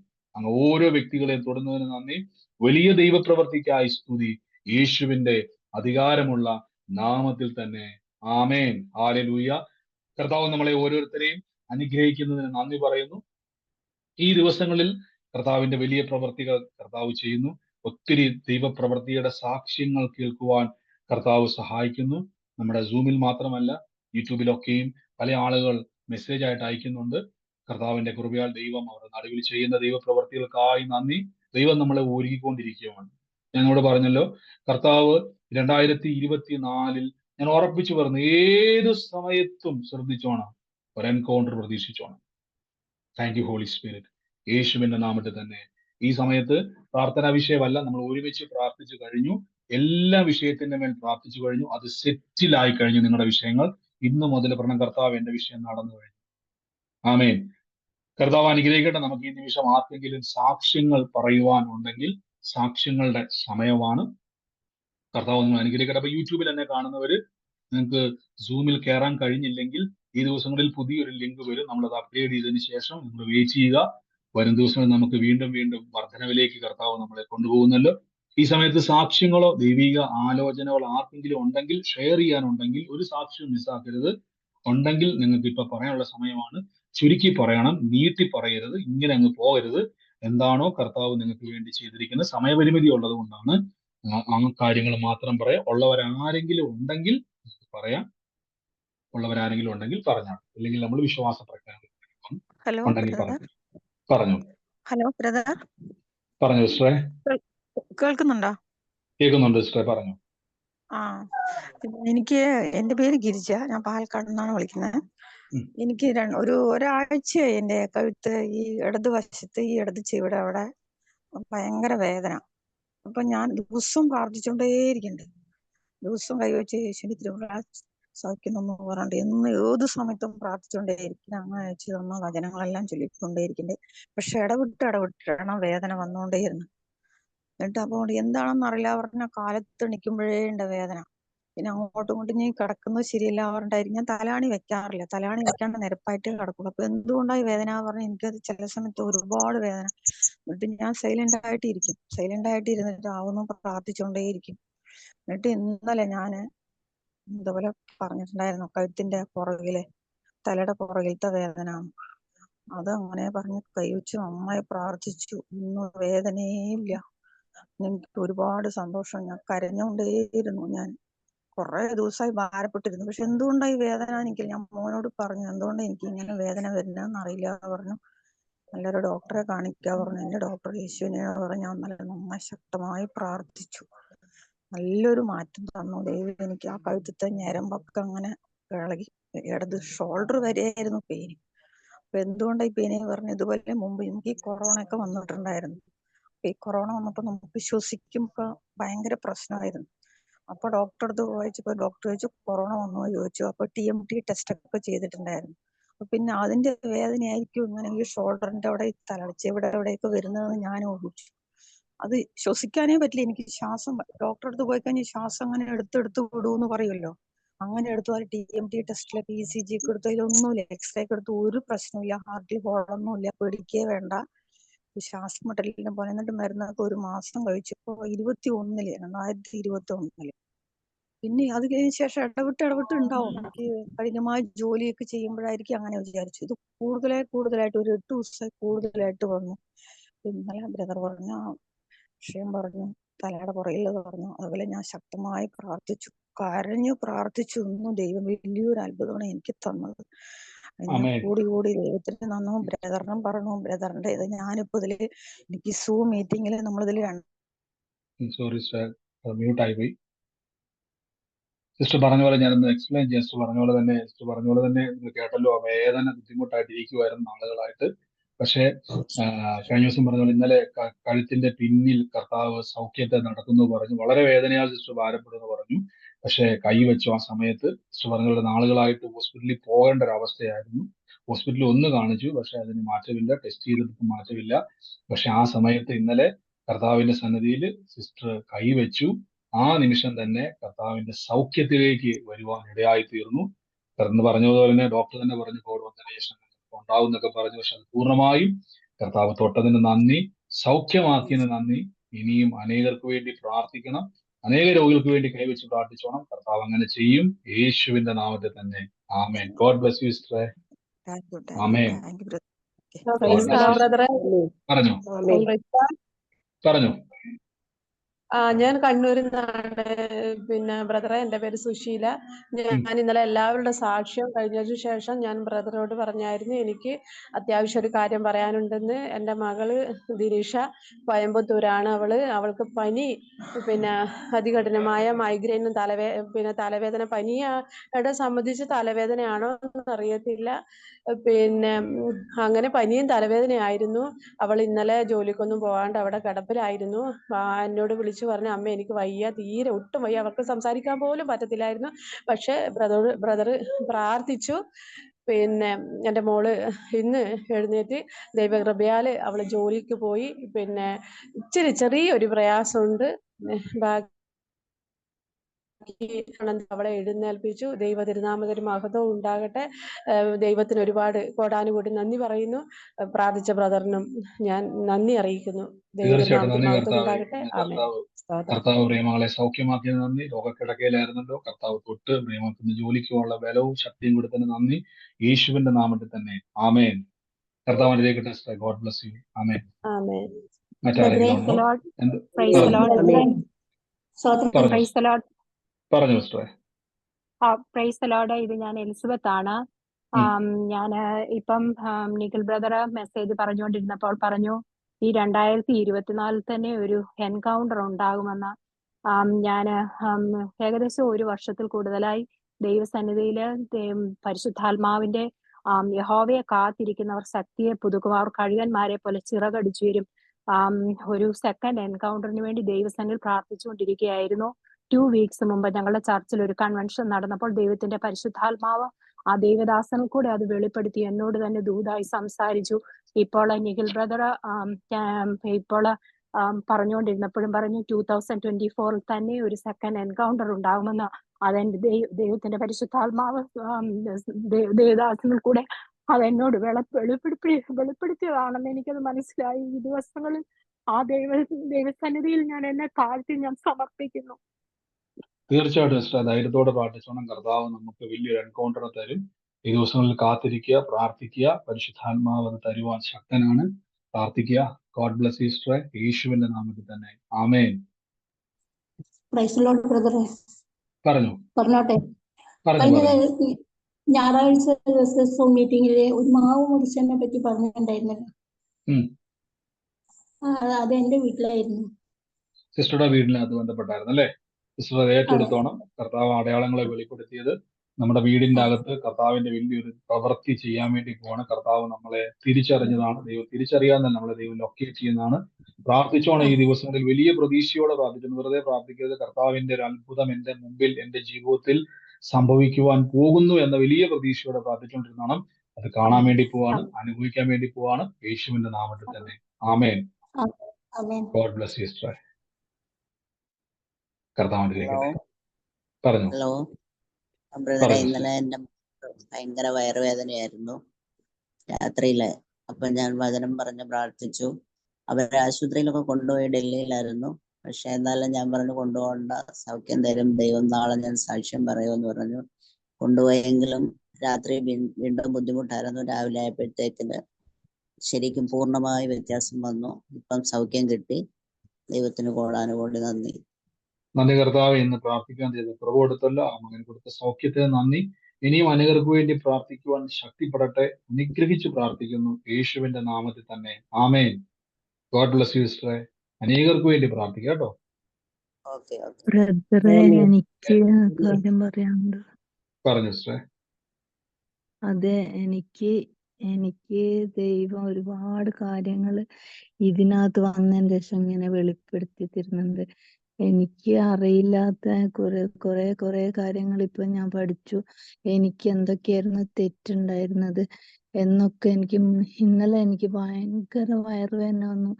അപ്പൊ ഈ വചനം പറഞ്ഞതായിരുന്നു, സാത്താന്റെ ആഗ്രഹങ്ങളെല്ലാം ദൈവത്തിന്റെ പദ്ധതിയാണ് എന്നിൽ നടപ്പിലാവാൻ പോകുന്നെന്ന് പറയുമ്പോഴത്തേക്കും എനിക്ക് മരണവേദന വന്നു വയറ്റിന്റെ ഉള്ളിൽ നിന്ന്. എന്നിട്ട് ഞാൻ പറഞ്ഞു, നാളെ എന്തായാലും ഞാൻ സാക്ഷ്യം പറയും, എനിക്ക് ഈ സൂക്കേട് മാറ്റി തരണേന്ന് പറഞ്ഞ് ഇങ്ങനെ പ്രാർത്ഥിച്ച് രാത്രി എങ്ങനെയോ നേരം വിളിക്കും മാറി. അതൊക്കെ മാറി. പക്ഷെ അത്രയും ഞാൻ വിയർത്ത് കുളിച്ച്. അപ്പൊ എനിക്ക് കഴിഞ്ഞ ദിവസങ്ങളിലൊക്കെ ഉണ്ടായിരുന്നു ഈ വയറുവേദന. വചനം പറയുമ്പോഴാണ് സാത്താനാണ് എനിക്ക് ഒരുപാട് വിടുതലാണ് കിട്ടിയതെന്നൊക്കെ പിന്നെ എനിക്ക് കുറെ ബോധ്യപ്പെട്ടു. അത്രയും എൻ്റെ ജീവിതത്തിൽ ഇപ്പൊ അടുത്ത കാലത്തായിട്ട് ഈ വചനം എനിക്ക് എന്തൊക്കെയോ വലിയ മാറ്റങ്ങള്. പിന്നെ ഇന്നലെ ഒരു ചേച്ചി പറഞ്ഞിട്ടുണ്ടായിരുന്നു, ഇങ്ങനെ നമുക്ക് കോപമല്ല, നമ്മൾ മറ്റുള്ളവർ പറയുന്നതിൻ്റെ അത് ഇടയിൽ കയറി എന്തെങ്കിലും തെറ്റായ വാക്ക് പറയുന്ന, എനിക്ക് അങ്ങനെ ഒരു സ്വഭാവമുണ്ട്. എനിക്ക് പെട്ടെന്ന് ദേഷ്യം പിടിക്കും. എനിക്ക് പെട്ടെന്ന് തന്നെ സങ്കടം വരും. അന്നേരം ഞാൻ ശപിക്കും. എനിക്ക് ഭയങ്കരമായ നഷ്ടങ്ങളും ജീവിതത്തിൽ 18 വർഷമായി ഈ പിശാചിന്റെ ഇതിൽ പെട്ടുകിടക്കുക. അപ്പൊ ഞാൻ ബന്ധനത്തിലായി കിടക്കുകയാണ്. അതിനകത്തുനിന്ന് ഞാൻ സങ്കടപ്പെട്ട് ജീവിക്കുന്നോണ്ട് എനിക്ക് അതിനകത്തുനിന്ന് ഈ ഒരു കാര്യങ്ങളൊക്കെ കേട്ടപ്പോ ഇവര് പറയുന്നതിനകത്തൊക്കെ ഒരുപാട് കാര്യങ്ങൾ എനിക്ക് മനസ്സിലാക്കാൻ പറ്റുന്നുണ്ട്. എനിക്ക് ഒരുപാട് വിടുതൽ കിട്ടി. അതാണ് എന്റെ സാക്ഷ്യം. തീർച്ചയായിട്ടും സിസ്റ്റർ പറഞ്ഞുകൊണ്ട് തന്നെ തുടർമാനമായിട്ട് വചനം പറയുക. തുടർമാനമായിട്ട് കർത്താവിന്റെ വചനം പറഞ്ഞ ശരീരത്തിന്റെ അകത്ത് നമ്മൾ എപ്പോഴും ഓർത്തോണം, പിശാചിനല്ല ശക്തി, യേശു ഉള്ളത്തിലുള്ള ഞാനാണ് ശക്തി. ഒന്നുകൂടെ ഞാൻ പറയാം, സിസ്റ്റർ എപ്പോഴും ഓർത്തോണം. ഇനി മുതൽ ശ്രദ്ധിച്ചോണം, ഞാനാണ് ശക്തൻ. കാര്യം എന്നെ ശക്തനാക്കുന്ന യേശു മുഖാന്തരം ഞാൻ സകലത്തിലും മതിയായവനായി തീരും. ഇംഗ്ലീഷിലേക്ക് വരുമ്പോഴേക്കും I can do all things to Christ Jesus who strengthen me. എന്നെ ശക്തീകരിക്കുന്ന ഒരു കർത്താവ് മുഖാന്തരം എനിക്കെല്ലാം പറ്റും. അപ്പൊ ആരാ ശക്തൻ? പിശാചല്ല, യേശുവിലൂടെയുള്ള നിങ്ങളാണ് ശക്തൻ. അതുകൊണ്ട് ഈ ദിവസം ഞങ്ങൾ പറഞ്ഞാൽ ഈ രോഗമല്ല ശക്തൻ, ഞാനാണ് ശക്തൻ. എന്റെ പ്രശ്നമല്ല ശക്തി, എനിക്കാ ശക്തി. ഇങ്ങനെ തന്നെ ഒന്ന് പറഞ്ഞു നോക്കിയേ. കർത്താവിന്റെ വലിയ പ്രവർത്തി കാണുന്ന ദൈവം കൊടുത്ത വിടുതലുകൾക്കായി നന്ദി. ഇനിയും കൂടുതൽ വചനം കേൾക്കുക. നമ്മുടെ ഉള്ളിൽ കിടക്കുന്ന എല്ലാ തെറ്റായ കാഴ്ചപ്പാടുകളെയും കർത്താവിന്റെ വചനത്തിലൂടെ ദൈവം മാറ്റും. വളരുക കേട്ടോ. God bless you sister. യേശുവിന്റെ നാമത്തിൽ തന്നെ ആമേൻ. മറ്റാരെങ്കിലും ഉണ്ടോ? ഹലോ, എൻ്റെ പേര് റീന എന്നാണ്. ഫസ്റ്റ് വീണ പറഞ്ഞത് പ്രകാരമാണ് ഞാൻ ഈ പ്രയറിൽ കയറിയത്. എനിക്ക് രാത്രി മൊത്തം ഉറക്കമില്ലാത്ത അവസ്ഥയായിരുന്നു. ഏതോ ഒരു ഭയം പോലെ, ഇങ്ങനെ ഉറക്കമില്ല, ഏതോ പേടിക്കും പോലൊക്കെ ആയിരുന്നു. അന്ന് എനിക്ക് പിശാച് ബാധിച്ചതാണോന്ന് അറിയത്തില്ല.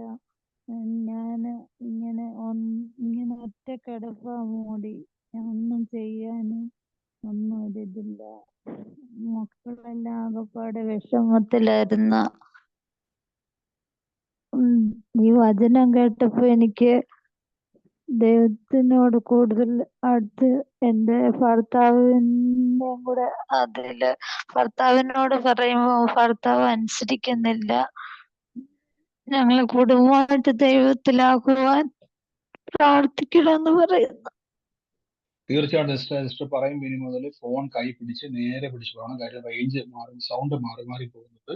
എന്നാലും സിസ്റ്റർ പറഞ്ഞ പോലെ സിസ്റ്റർക്ക് ഇപ്പം വ്യത്യാസമുണ്ടോ? വചനം കേട്ട് സിസ്റ്റർക്ക് വ്യത്യാസമുണ്ടോ? ഞാനാ ലിങ്ക് ഇട്ട് കൊടുത്തേ.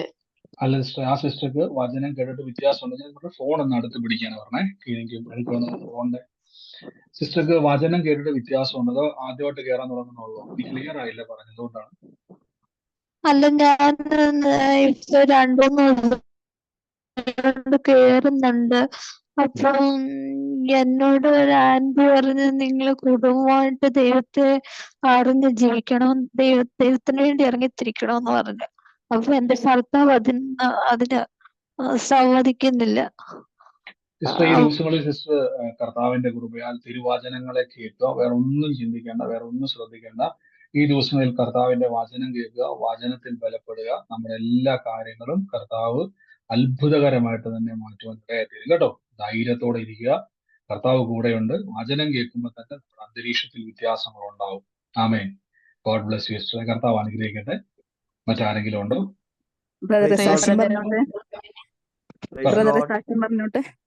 പറഞ്ഞു.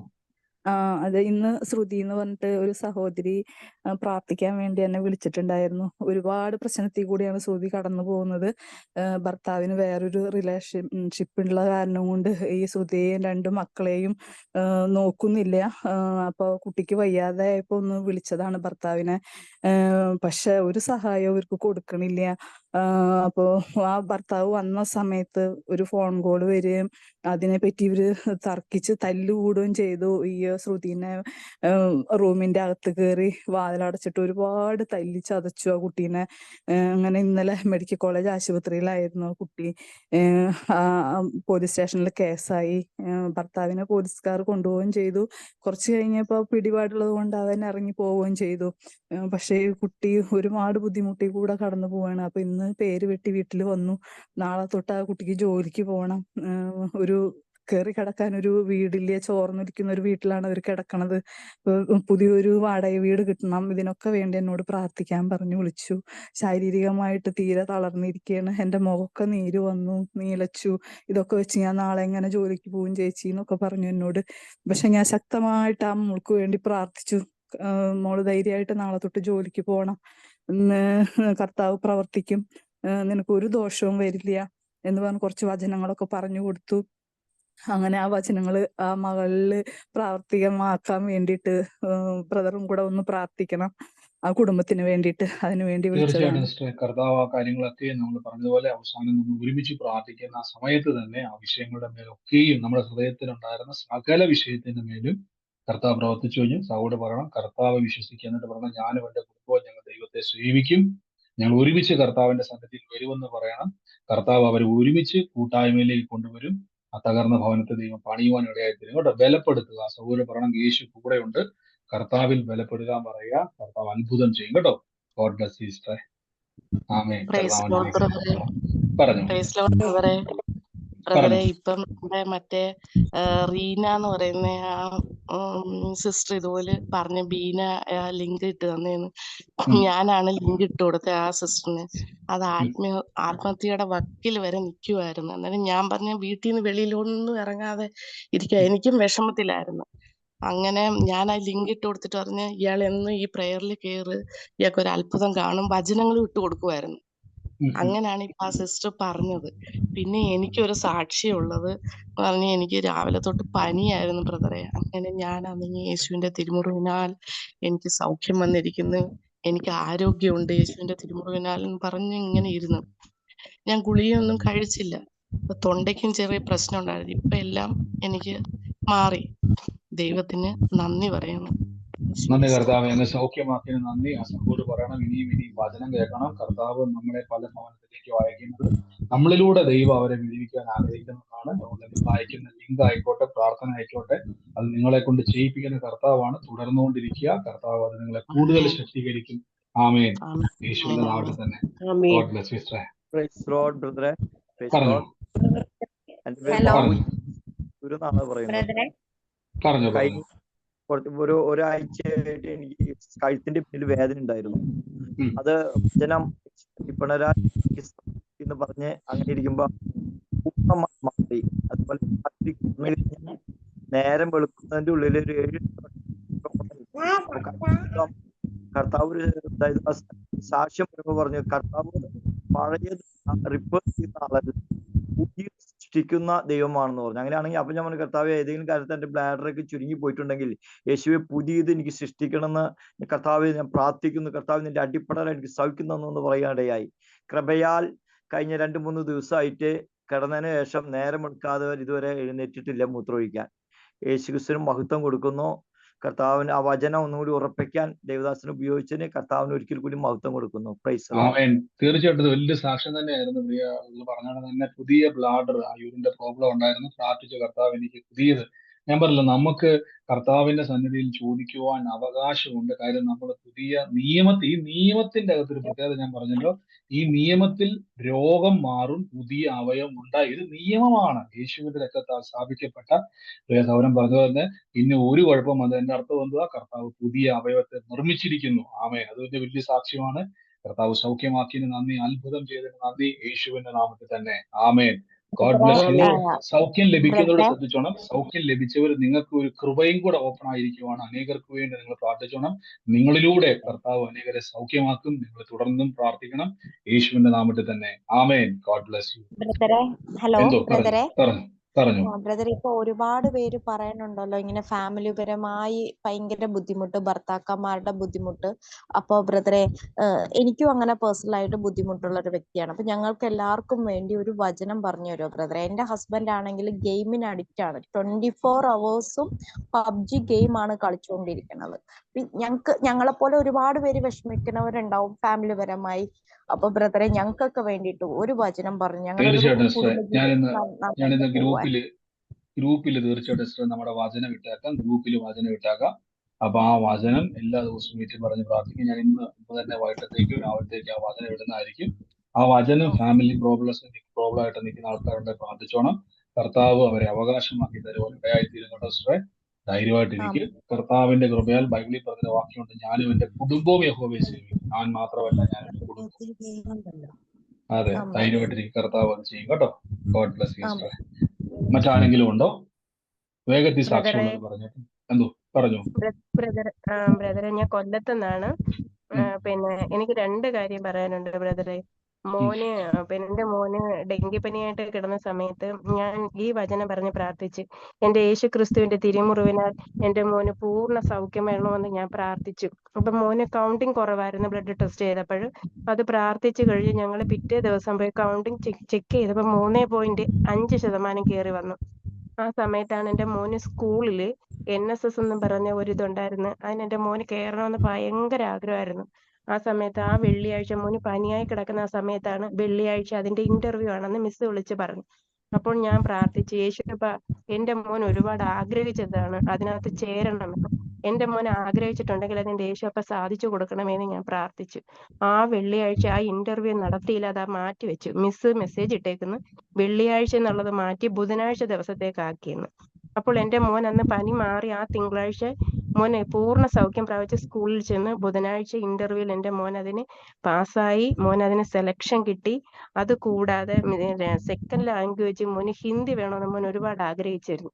+1 ബ്രദറെ എന്റെ മോൻ പഠിക്കുന്നത്. അപ്പൊ അവന് സെക്കൻഡ് ലാംഗ്വേജ് ഹിന്ദി വേണമെന്ന് ആഗ്രഹിച്ചപ്പോഴത്തേക്ക് മിസ്സിനോട് പറഞ്ഞപ്പം മിസ് പറഞ്ഞു, ഇനി കിട്ടാൻ പാടാണ്, അത് ഹിന്ദി ലാംഗ്വേജിൽ ഒരുപാട് കുട്ടികളായി പോയി, അതുകൊണ്ട് നമ്മൾക്ക് കിട്ടാൻ പാടാണ് എന്ന് പറഞ്ഞു. പക്ഷെ ഞാൻ എൻ്റെ മോനോട് പറഞ്ഞു, മനുഷ്യൻ അസാധ്യമായത് എൻ്റെ ദൈവത്താൽ സാധ്യമാണ്. എൻ്റെ മോൻ വിശ്വസിക്കണം. കർത്താവിൽ വിശ്വസിക്കുന്ന നമ്മൾക്കത് സാധിച്ചു കിട്ടുമെന്ന് എൻ്റെ മോൻ വിശ്വസിച്ച് പ്രാർത്ഥിച്ച് മോൻ പോണം. മോൻ അത് കിട്ടിയിരിക്കുമെന്ന് പറഞ്ഞു. ഇന്ന് വൈകിട്ട് എൻ്റെ മോൻ സ്കൂള് വിട്ട് വന്ന വെച്ച് പറഞ്ഞത്, അമ്മ എനിക്ക് ഹിന്ദി ലാംഗ്വേജ് എനിക്ക് കിട്ടി അമ്മ, എനിക്ക് അതിനകത്ത് സെലക്ഷൻ ആയി മിസ്, എനിക്ക് നാളെ തൊട്ട് ഹിന്ദിയിലോട്ട് കയറിക്കോളാൻ പറഞ്ഞു എന്ന് പറഞ്ഞു. അപ്പോൾ തന്നെ എൻ്റെ ദൈവത്തിനോട് എനിക്ക് 1000 നന്ദിയുണ്ട്. കർത്താവിനെ വിശ്വസിച്ച് എനിക്ക് പ്രാർത്ഥിക്കാൻ പഠിപ്പിച്ചത്, എനിക്ക് വചനങ്ങൾ പറഞ്ഞു തന്ന എൻ്റെ ബ്രദറാണ്.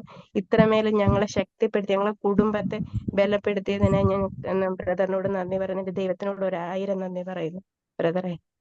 തീർച്ചയായിട്ടും കർത്താവ് തുറന്നതിന് നന്ദി പറയുന്നു. വിശ്വാസം ഉപയോഗിക്കുവാൻ പരിശുദ്ധാത്മാ വചനത്തിലൂടെ നമുക്ക് തന്നല്ലോ. നമുക്ക് വേണേ സാഹചര്യത്തോട് കോംപ്രമൈസ് ചെയ്യാം. വചനം കേട്ട ഗുണം എന്ന് പറഞ്ഞാൽ നമ്മൾ കോംപ്രമൈസ് ചെയ്യത്തില്ല. നമ്മൾ അതിനെ ജയിക്കുവാനുള്ള വിശ്വാസത്തിലേക്ക് നമ്മൾ വരും. കർത്താവ് ചെയ്ത സാക്ഷ്യത്തിന് നന്ദി. ഇനിയും ക്രിസ്തുവിൽ വിശ്വാസത്തെ ഉപയോഗിക്കുക. God bless you. യേശുവിന്റെ നാമത്തിൽ തന്നെ ആമേൻ. എന്തോ പറഞ്ഞു പറഞ്ഞു പറഞ്ഞു സിസ്റ്ററെ പറഞ്ഞു പറഞ്ഞു പറയാം സാക്ഷ്യം. ഞാൻ 1.5 മാസത്തോളമായി ഈ സൂമിൽ കയറാൻ തുടങ്ങിയിട്ട് ഇന്ന് എനിക്കൊരു ബ്ലഡ് ടെസ്റ്റ്, പല ബ്ലഡ് ടെസ്റ്റുകളും ഉണ്ടായിരുന്നു, ഒരു സ്കാനിങ്ങും ഉണ്ടായിരുന്നു. എനിക്കും എൻ്റെ മകൾക്കും 2 പേർക്കും ഒന്നിലും ഒരു കുഴപ്പമില്ല. എല്ലാ ബ്ലഡ് ടെസ്റ്റുകളും എല്ലാം നോർമലാ.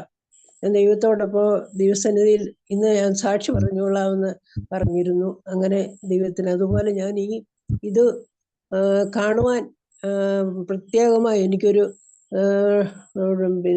ബ്രദറിന്റെ ഈ വചനം കേൾക്കുവാനായിട്ട് ഒരു പ്രത്യേകം പരിശുദ്ധാത്മാവിനോട് പറഞ്ഞു, ഇത് കാണണമെന്ന് പറഞ്ഞു. യൂട്യൂബിൽ ആദ്യം കാണാൻ തുടങ്ങി. അങ്ങനെ 3 ആഴ്ച കണ്ടു. അതിനുശേഷമാണ് ഞാൻ സൂമിൽ കയറിയത്. അങ്ങനെ എനിക്കിത് ജീവിതത്തിൽ വലിയ അനുഗ്രഹവും വിടുതലും ആണ്. അനേക വിഷയങ്ങൾക്ക് വിടുതലും സമാധാനവും സന്തോഷവും തന്നു. ഒരു പ്രാവശ്യം എനിക്ക് ഈ മൂത്രത്തിൽ യൂറിൻ ഇൻഫെക്ഷൻ ഉണ്ടായിട്ട് അത് ഞാൻ പ്രാർത്ഥിച്ച് ആദ്യമേ ഒരു പ്രാവശ്യം വന്ന് അതിന് ട്രീറ്റ്മെന്റ് എടുത്തു. അതിന് 2ാമത്തെ പ്രാവശ്യം ഉണ്ടായി കഴിഞ്ഞ് പ്രാർത്ഥിച്ചു. അങ്ങനെ അത് പൂർണ്ണമായി സൗഖ്യമായി. അതിന്റെ ടെസ്റ്റ് ഉണ്ടായിരുന്നു, എല്ലാം സൗഖ്യമായി. തീർച്ചയായിട്ടും കർത്താവ് കൊടുത്ത സൗഖ്യങ്ങൾക്ക് നന്ദി പറയുന്നു. കർത്താവ് കൊടുത്ത നിയോഗങ്ങൾക്ക് നന്ദി പറയുന്നു. ഇനിയും സൗഖ്യം ലഭിച്ചവർ അനേകർക്ക് വേണ്ടി പ്രാർത്ഥിക്കുക. നിങ്ങളിലൂടെ അനേക രോഗികളെ കർത്താവ് സൗഖ്യമാക്കും. കർത്താവ് അനുഗ്രഹിക്കട്ടെ. അനുഗ്രഹിക്കപ്പെട്ട സൗഖ്യത്തിനായി നന്ദി. യേശുവിന്റെ നാമത്തിൽ തന്നെ. God bless you sister. ആമേൻ ആമേൻ. കർത്താവ് അനുഗ്രഹിക്കും. പറഞ്ഞു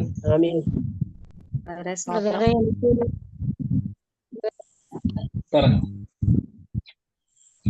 ബ്രദറെ, എനിക്കൊരു സാക്ഷ്യം പറഞ്ഞു. അതെ, രാവിലെ എനിക്ക് ശരിക്കും നടുവേദനയായിരുന്നു. എനിക്ക് എഴുന്നേറ്റ് കുറെ നേരം എന്നിട്ടേ എനിക്ക് എഴുന്നേൽക്കാൻ പറ്റുള്ളായിരുന്നു. അപ്പം ബ്രദറിനെ പ്രാർത്ഥിച്ചു, വേദനയുള്ളടത്ത് ഇങ്ങനെ കൈ വെക്കണമെന്ന് പറഞ്ഞു. അങ്ങനെ ഞാൻ കൈവച്ചു. എനിക്കിപ്പം രാവിലെ എഴുന്നേൽക്കുമ്പം പെട്ടെന്ന് എനിക്ക് എഴുന്നേൽക്കാൻ പറ്റും. ശകലവും എനിക്ക് അനുഭവപ്പെടുന്നില്ല. മറ്റെനിക്ക് എഴുന്നേറ്റിരുന്ന് പെട്ടെന്ന് എണീക്കാൻ പറ്റത്തേ ഇല്ലായിരുന്നു. എനിക്ക് ഒരു കുഴപ്പമില്ല. എണീച്ച ഉടനെ ബെഡ് എണീച്ച ഉടനെ എനിക്ക് നടക്കാനും പറ്റും. എത്ര നാളായിട്ട് ബുദ്ധിമുട്ടുണ്ടായിരുന്നു സിസ്റ്റർ? എത്ര നാളായിട്ട് കുറേ വർഷങ്ങളായിട്ടുണ്ടായിരുന്നു. കുറേ വർഷങ്ങളായിട്ടുണ്ടായിരുന്നു. ഒരു മിനിറ്റ്, ഇത് സംസാരിക്കുന്നത് 3 പേര് ഒരേപോലെ മ്യൂട്ട് മാറ്റുണ്ട്. ഇതിൽ ആരാ സംസാരിക്കുന്നത് എനിക്ക് അറിയത്തില്ല. 3 മൈക്കും വർക്കാവുന്നുള്ളൂ. Suma. Okay Suma sister. Okay, ബാക്കി എല്ലാവരും മ്യൂട്ട് ചെയ്യുവാണ് ഞാന്. സുമ സിസ്റ്റർ, എത്ര നാളായിട്ട് സിസ്റ്റർക്ക് ഈ നടുവേദന ഉണ്ടായിരുന്നു? എണീക്കുമ്പോ ഈ ബുദ്ധിമുട്ടുണ്ടായിരുന്നു? അന്ന് ഇടയ്ക്ക് ഞാൻ ഇങ്ങനെ കയറുന്ന തയ്ക്കുന്ന സുമേന്ന് അന്ന് ബ്രദർ പറഞ്ഞു, എന്റെ മോളെ ദൈവം ഇങ്ങനെ തൊടുന്നു, കർത്താവ് തൊടുന്നു, അവൾക്ക് ഇപ്പൊ വിശേഷമുണ്ട് എന്ന് പറഞ്ഞു. അപ്പൊ ഞാൻ സ്ഥിരം തയ്ക്കുന്ന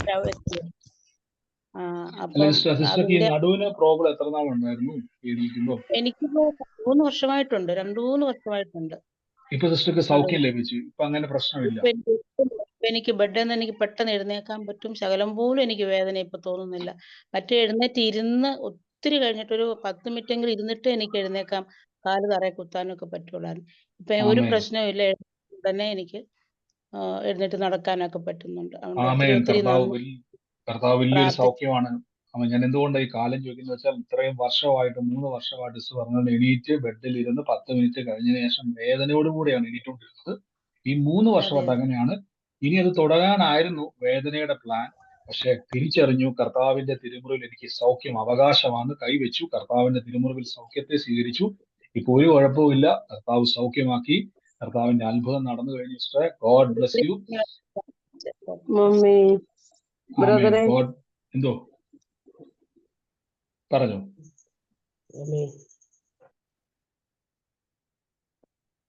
മറ്റാരെങ്കിലും ഉണ്ടോ? സാക്ഷി പറഞ്ഞോട്ടെ.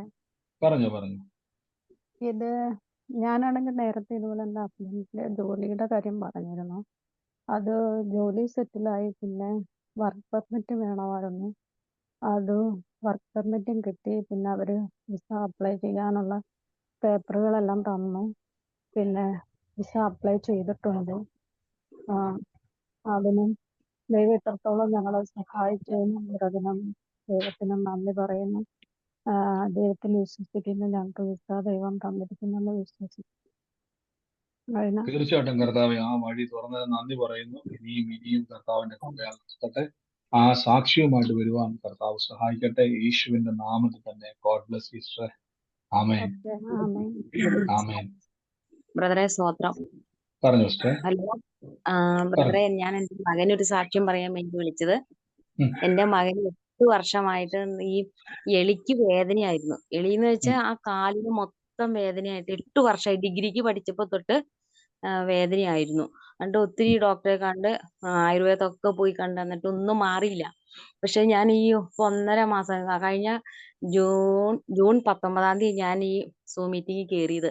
അന്ന് മുതലാണ് എനിക്ക് അറിയാവുന്നത്. കാര്യം വിശ്വാസിയാണെങ്കിൽ എനിക്ക് ഇങ്ങനെ വചനം പറഞ്ഞൊന്നും പ്രാർത്ഥിക്കാൻ അറിയില്ലായിരുന്നു ബ്രദറെ. പക്ഷെ ബ്രദറെ ഇത് തുടങ്ങിയ അന്ന് ഞാൻ കേട്ട അന്ന് തൊട്ട് വചനം വെച്ച് പ്രാർത്ഥിക്കും. എന്നും ഞാൻ ഇത് കേൾക്കും, പ്രാർത്ഥിക്കുകയും ചെയ്യും. ഒരു ദിവസം പോലും എനിക്ക് മുടക്കം വന്നില്ല. ഇന്നലെ മാത്രം കറണ്ട് ഇല്ലാത്തതുകൊണ്ട് സൂം മീറ്റിംഗ് കയറാതിരുന്നുള്ളൂ. ഈ 8 വർഷമായിട്ടുള്ള കാലിന്റെ വേദന, ഈ എളിക്കുള്ള വേദന എന്റെ കുഞ്ഞിന്റെ മാറി. കർത്താവ് അത്ഭുതം ചെയ്തു. എന്റെ യേശുവിന് 1000 നന്ദി പറയുന്നു. ബ്രദറിനും നന്ദി പറയുന്നു.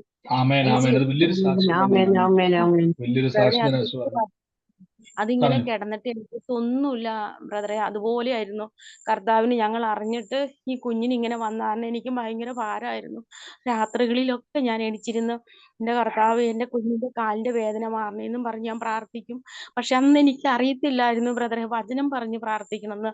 ആ ഒരു തിരിച്ചറിവ് എനിക്കിതാ പറഞ്ഞു തന്നത് ബ്രദറാണ്. ബ്രദറിന്റെ കുടുംബത്തെയും കർത്താവ് അനുഗ്രഹിക്കണമെന്ന്, കൂടുതൽ അനുഗ്രഹിക്കണമെന്ന് ഞാൻ പ്രാർത്ഥിക്കുവാണ്. ഇന്ന് എന്റെ കുഞ്ഞ് ഓഫീസ് വർക്ക് ചെയ്യുന്ന ഒരു കുഴപ്പമില്ല. എന്റെ കർത്താവ് അത്ഭുതം ചെയ്തു. ആമേൻ. ഇത് വലിയൊരു സാക്ഷ്യം തന്നെയാണ്. പറഞ്ഞതുപോലെ ഞാൻ പറഞ്ഞത് നമ്മൾ എങ്ങനെ പ്രാർത്ഥിക്കണം നമുക്ക് പലപ്പോഴും 8 വർഷമായിട്ട് പ്രാർത്ഥിച്ചുകൊണ്ടിരിക്കുവായിരുന്നു. ഈ സഹോദരി കുഞ്ഞിനോട് കേട്ടതുപോലെ തന്നെ എലിക്ക് വേദന, നടുവേദന 8 വർഷമായിട്ട് ഡോക്ടറെ കാണിച്ച് ട്രീറ്റ്മെന്റ് ചെയ്തു. ഒരു മാറ്റവും ഇല്ല. 8 വർഷമായിട്ട് പ്രാർത്ഥിച്ചുകൊണ്ടിരുന്നു. പക്ഷെ എങ്ങനെ പ്രാർത്ഥിക്കണം, എങ്ങനെയാണ് പ്രാർത്ഥിക്കേണ്ടതെന്നുള്ളത് തിരിച്ചറിഞ്ഞ് വചനത്തിലൂടെ പ്രാർത്ഥിച്ചപ്പോൾ ഒറ്റയടിക്ക് ആ സൗഖ്യം നടക്കും. ഇപ്പൊ നിങ്ങൾക്ക് മനസ്സിലായോ? വചന തിരിച്ചറിവിൽ അത് ഓപ്പൺ ചെയ്ത് പ്രാർത്ഥിച്ചാൽ നിങ്ങളുടെ വിഷയങ്ങൾ മാറുമെന്ന് പറഞ്ഞതുപോലെ തന്നെ വളരെ ഉറക്ക അളച്ച് രാത്രിയോളൊക്കെ ഇരുന്ന് പ്രാർത്ഥിച്ചിട്ട് പോലും മാറാത്തത് തിരിച്ചറിവോടെ പ്രാർത്ഥിച്ചപ്പം കർത്താവ് സൗഖ്യമാക്കി. 8 വർഷമായിരുന്ന രോഗത്തെ കർത്താവ് സൗഖ്യമാക്കി. കർത്താവ് അങ്ങ് അത്ഭുതം ചെയ്തതിന് നന്ദി. യേശുവിന്റെ നാമത്തിൽ നിങ്ങൾ പറയുന്ന സമയത്ത് നിങ്ങൾക്ക് വേദന എത്ര കാലം ഉണ്ടെന്ന് ചോദിക്കാൻ കാരണം അത്രയും കാലത്തോളം നിങ്ങൾ അനുഭവിച്ചത് മറ്റൊരാൾക്കും കൂടെ അത് മനസ്സിലാകാൻ വേണ്ടിയാണ്. ചിലപ്പോൾ നിങ്ങൾ രോഗം മാറി എന്ന് പറയുമ്പോൾ നിങ്ങൾ പറയണം എത്ര കാലമായിട്ട് അത് ഉണ്ടായിരുന്നു എന്നുള്ള പറയിക്കുന്ന കാര്യം. നിങ്ങളെപ്പോലെ ഇത് കേൾക്കുന്ന ഒത്തിരി ആൾക്കാരുണ്ട്. ഒരു രോഗക്കിടക്കയിലായിരിക്കാം. ഇതേപോലെ സൗരി പറഞ്ഞാൽ 8 വർഷമായിട്ടുള്ള കുറച്ചു മുമ്പേ കേട്ടതുപോലെ തന്നെ ഇതേ രോഗമുള്ളവരെ കൊണ്ടായിരിക്കും. അവർക്ക് ചിലപ്പോൾ പ്രതീക്ഷയായിട്ട് ഇതുപോലെ ചികിത്സയില്ലാതെ ഡോക്ടർ പറഞ്ഞു കാണും ഇനി ഒരു വഴിയില്ലെന്ന് പറഞ്ഞ് കിടക്കുമായിരിക്കും. ഇത് കേൾക്കുമ്പം അവർക്കും കൂടെ ചിലപ്പോൾ അവർക്ക് 2 വർഷമായിട്ടുള്ളതായിരിക്കും, അവർക്ക് 1 വർഷമായിട്ടുള്ളതായിരിക്കും. നിങ്ങളൊരു സാക്ഷ്യം കേൾക്കുമ്പോൾ അവർക്ക് സൗഖ്യമാകുവാൻ ഒരു ടെൻഡൻസി ഉണ്ടാകും. കർത്താവ് അവരെ സൗഖ്യമാക്കും. ഗോഡ് ബ്ലസ് യു സിസ്റ്ററെ. കർത്താവ് അനുഗ്രഹിക്കട്ടെ. ആമേൻ. ഇനിയും വളരട്ടെ. മറ്റാരെങ്കിലും ഉണ്ടോ സാക്ഷ്യം പറയാൻ? പറഞ്ഞു. ഞാനൊരു പേഷ്യന്റ് പറഞ്ഞു. ഒരു സെക്കൻഡ് പറഞ്ഞു. എനിക്ക് ഉച്ചയ്ക്ക് ഭയങ്കരമായ തലവേദനയായിരുന്നു. ഒരു സെക്കൻഡ് നിങ്ങൾ ആ സഹോദരി പറയുന്നത് വെച്ച് ബാക്കി എല്ലാവരും ഒന്ന് മ്യൂട്ട് ചെയ്യണേ. പറഞ്ഞു സോറി. ഞാൻ ഹാർട്ട് പേഷ്യന്റ് ആണ്. എനിക്ക് ആൻജിയോ കഴിഞ്ഞിട്ട് ഞാൻ കിടക്കയില്ല. അപ്പൊ എനിക്ക് അതിയായ തലവേദന. ഉച്ചക്കെന്ന് പറഞ്ഞാൽ എനിക്കൊരു 3-4 ദിവസം കൊണ്ട് ഭയങ്കര തലവേദനയാ. അപ്പൊ യേശുവിന്റെ മുറിവെന്റെ രോഗം എടുത്തു എന്ന് ഞാൻ പ്രാർത്ഥിച്ചു. എനിക്കിപ്പോ തലവേദന കുറവുണ്ട്. എനിക്ക് ബൈപ്പാസ് സർജറി പറഞ്ഞിരിക്കുകയാണ്. അപ്പൊ അത് ഇച്ചിരി ഷുഗർ ഉണ്ട്. അത് നോർമലായിട്ട് അവര് ചെയ്യാമെന്ന് പറഞ്ഞേക്കുന്നേ. അപ്പൊ അതിനു വേണ്ടിയിട്ട് പ്രാർത്ഥിക്കണം. എനിക്ക് തലവേദന മാറി. തീർച്ചയായിട്ടും കർത്താവ് ഇന്ന് സൗരയുടെ തലവേദന ദൈവം മാറ്റുമെങ്കിൽ ആ സർജറി കൂടാതെ തന്നെ കർത്താവ് അങ്ങനെ തന്നെ പറഞ്ഞു, കർത്താവ് എന്റെ ശരീരത്തിൽ കത്തി വെക്കാതെ തന്നെ ഞാൻ അത്ഭുതം കാണും. ഡോക്ടർ തന്നെ പറയും സർജറി വേണ്ട എന്ന്. അങ്ങനെ തന്നെ പ്രാർത്ഥിച്ചുകൊണ്ട് യേശുവിന്റെ മുറിവിനാൽ ഡോക്ടർ പറയും എനിക്ക് സർജറി വേണ്ട എന്ന് ഡോക്ടർ എന്നോട് പറയുന്ന അത്ഭുതകരമായ സാക്ഷ്യം ഞാൻ കേൾക്കുമെന്ന് പറഞ്ഞുകൊണ്ട് തന്നെ സിസ്റ്റർ പ്രാർത്ഥിച്ചാൽ മതി. ഉറപ്പിച്ചാൽ മതി. നമ്മൾ തീരുമാനിച്ചോണം സർജറി വേണോ വേണ്ടയോ. ഡോക്ടർ പറയും വേണ്ട എന്ന്. ഡോക്ടർ പറയും യേശു ജീവിക്കുന്നു നിങ്ങൾ പറയണം. കേട്ടോ സിസ്റ്ററെ, ധൈര്യമായിട്ടിരിക്കുക. കർത്താവിന് തലവേദന മാറ്റാൻ കഴിഞ്ഞെങ്കിൽ കർത്താവിന് സർജറി മാറ്റാനും പറ്റും. ദൈവം അത്ഭുതകരമായ പുതിയ അവയവത്തെ തന്നിരിക്കും കേട്ടോ. ഗോഡ് ബ്ലെസ് യു സിസ്റ്ററെ, യേശുവിന്റെ നാമത്തിൽ തന്നെ ആമേൻ. മറ്റാരെങ്കിലും ഉണ്ടോ?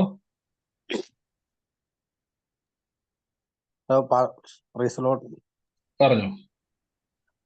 ഞാൻ വയനാട് ജില്ലയിൽ നിന്നാണ്.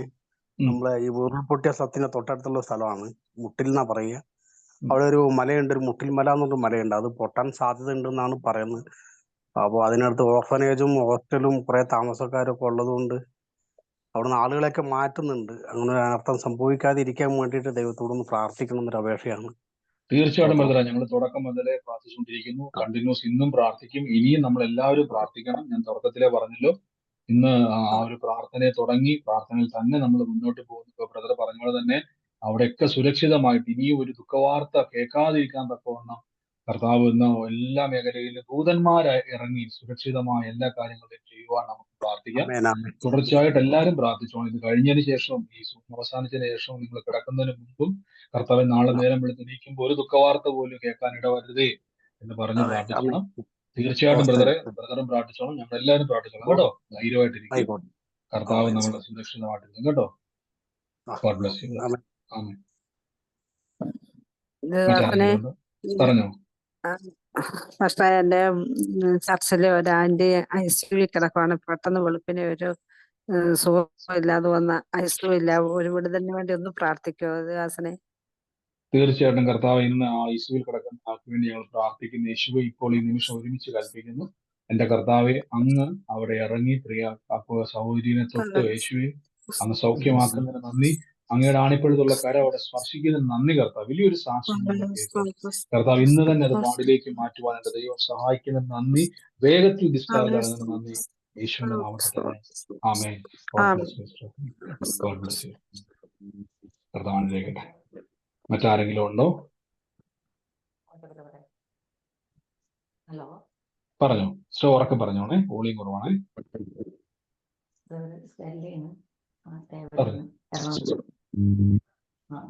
ബ്രദർ, ഞാൻ 23-ാം തീയതി ഒഴിഞ്ഞ സുമിറ്റിക്കാരാൻ ദൂത് പറഞ്ഞിരുന്നു എന്നോട്. 32 ദിവസത്തെ ദൂത്. 24-ാം തീയതിയാണ് ദൂതിന്റെ ഡേറ്റ് കഴിയണം എന്നൊന്നും എനിക്കറിയില്ല. എന്നാലും ഞാൻ പറയാം.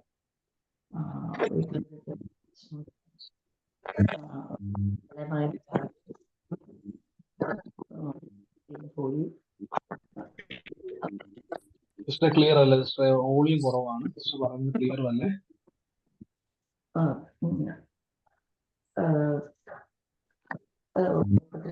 32 ദിവസമാണ് ദൂത് പറഞ്ഞിരുന്നു ബ്രദർ. സമാധാന സ്വസ്ഥത എന്റെ വീട്ടിലുണ്ടാവുന്നു. എന്റെ വീട്ടിൽ ബ്രദർ പറഞ്ഞിരുന്നു. കേൾക്കാൻ പോയിപ്പോ കേൾക്കുന്നുണ്ട് സിസ്റ്റർ, പറഞ്ഞു. വോളിയത്തിൽ പറഞ്ഞേ. അപ്പോ ഇളയ മകന്റെ ഭാര്യ അടുത്തിരി പ്രശ്നമായിരുന്നു. ബ്രഹ്മിയ വോയിസ് മെസ്സേജ് അയച്ചായിരുന്നു. അധികം പറയണ്ട. പക്ഷെ അത് തിങ്കളാഴ്ച വീട്ടിൽ ചെറിയ പ്രശ്നം ഉണ്ടായി. മകൻ കൊണ്ടുപോയി ഭാര്യനെ മക്കളുടെ വീട്ടിലാക്കി. 2 വയസ്സുള്ള കുഞ്ഞും 5 വയസ്സുള്ള കുഞ്ഞും UKG പഠിക്കുന്നു, അല്ല LKG പഠിക്കുന്നു. പിള്ളേര് പോയപ്പോ ഒരു വല്ലാത്തൊരു വിഷമം. വീട്ടിൽ സമാധാന സ്വസ്ഥത ഉണ്ടായിരുന്നില്ല, സത്യം തന്നെ. പക്ഷെ പിള്ളേരെ കൊണ്ടുപോയപ്പോൾ ഞങ്ങൾ രണ്ടുപേരും ഒറ്റയ്ക്കായി. എന്തോ ഒരു ഭാരം ഉണ്ട്. അവർ മടങ്ങി വരാൻ പ്രാർത്ഥിക്കുന്നു. ഞാൻ ഒരു ദൈവ പൈതലായിട്ട് സമാധാനത്തോടെ സ്വസ്ഥതയോടെ ജീവിക്കാൻ അതിന് ഞാൻ ആഗ്രഹിക്കുന്നു. തീർച്ചയായിട്ടും മിസ്റ്റർ കർത്താവ് അത് ചെയ്യും. ധൈര്യത്തോടെ ഇരിക്കുക, വചനം പറഞ്ഞ് പ്രാർത്ഥിക്കുക. കർത്താവിന്റെ കൃപയാൽ ദൈവം വലിയൊരു സമാധാനം ശക്തനാണ്. കർത്താവ് നമുക്ക് വേണ്ടത് ചെയ്യും കേട്ടോ. അത് പറഞ്ഞുകൊണ്ടിരിക്കുക. വചനം കർത്താവിന്റെ സമാധാനം എനിക്കുണ്ട്, എനിക്ക് ലഭിക്കും തന്നെ പറഞ്ഞുകൊണ്ടിരിക്കുന്നു കേട്ടോ. God bless you sister. കർത്താവിന്റെ ദൈവം. മറ്റാരെങ്കിലും ഉണ്ടോ? നിങ്ങൾ മ്യൂട്ട് മാറ്റിയത് പറയാൻ വേണ്ടിയാണോ? അങ്ങനെയാണ്. പറഞ്ഞു പറഞ്ഞു. ബ്രദറെ, ഞാൻ പ്രജിത അടുത്തുനിന്ന്. ഹലോ, പറഞ്ഞു സിസ്റ്റർ. എനിക്ക് ഒരു 8-9 വർഷത്തിന് മുമ്പ് പൈൽസിന്റെ പ്രശ്നം ഉണ്ടായിരുന്നു. ഇപ്പോൾ ഒരാഴ്ചക്ക് മുമ്പ് ബ്രദർ പ്രാർത്ഥിച്ചപ്പോൾ ഞാൻ അതിനുവേണ്ടി കൈവച്ച് പ്രാർത്ഥിച്ചു. അപ്പോൾ എനിക്ക് വയറ്റിനകത്ത് നിന്ന് 2 പ്രാവശ്യം എന്തോ പുറത്തോട്ട് ആരോ എന്തോ തള്ളി വിടും പോലെ തോന്നി. അതിനുശേഷം എനിക്ക് അസുഖം ഇന്നേ വരെ ഇല്ല. ഞാൻ ഒരുപാട് ഗുളി അതിന് വേണ്ടി കഴിക്കുന്നത്, മോശം പോയില്ലായിരുന്നു. അതിന് പ്രത്യേക ഗുളി കഴിക്കുന്നില്ല. അതിനുശേഷം ഞാൻ ഒരു ഗുളിയും കഴിക്കുന്നില്ല. ഒരാഴ്ചയായി കഴിഞ്ഞു. ഇതേവരെ ഒരു ദിവസം പോലും ഈ ഗുളി കഴിക്കാതെ മോശം പോയില്ലായിരുന്നു. ഇപ്പം ഒരു കുഴപ്പമില്ലാതെ എനിക്ക് നന്നായിട്ട് എല്ലാ ആഹാരം കഴിക്കാൻ പറ്റുന്നുണ്ട്. ഒരു ആഹാരം എനിക്ക് കഴിച്ചാൽ ദഹിക്കില്ലായിരുന്നു. അങ്ങനെ മോശം പോയില്ലായിരുന്നു. ഇപ്പൊ ഒരു പ്രശ്നമില്ല. പിന്നെ ബ്രദറിന്റെ സോമിൽ കയറി പിന്നെ ഭജനമൊക്കെ കേട്ട് അത് പ്രാർത്ഥിക്കാൻ തുടങ്ങിയ ശേഷം എനിക്ക് ഒരുപാട് സമാധാനവും സന്തോഷവും ഒരിക്കലും ഉണ്ടാകാത്തൊരു സന്തോഷമൊക്കെ എനിക്കുണ്ട്.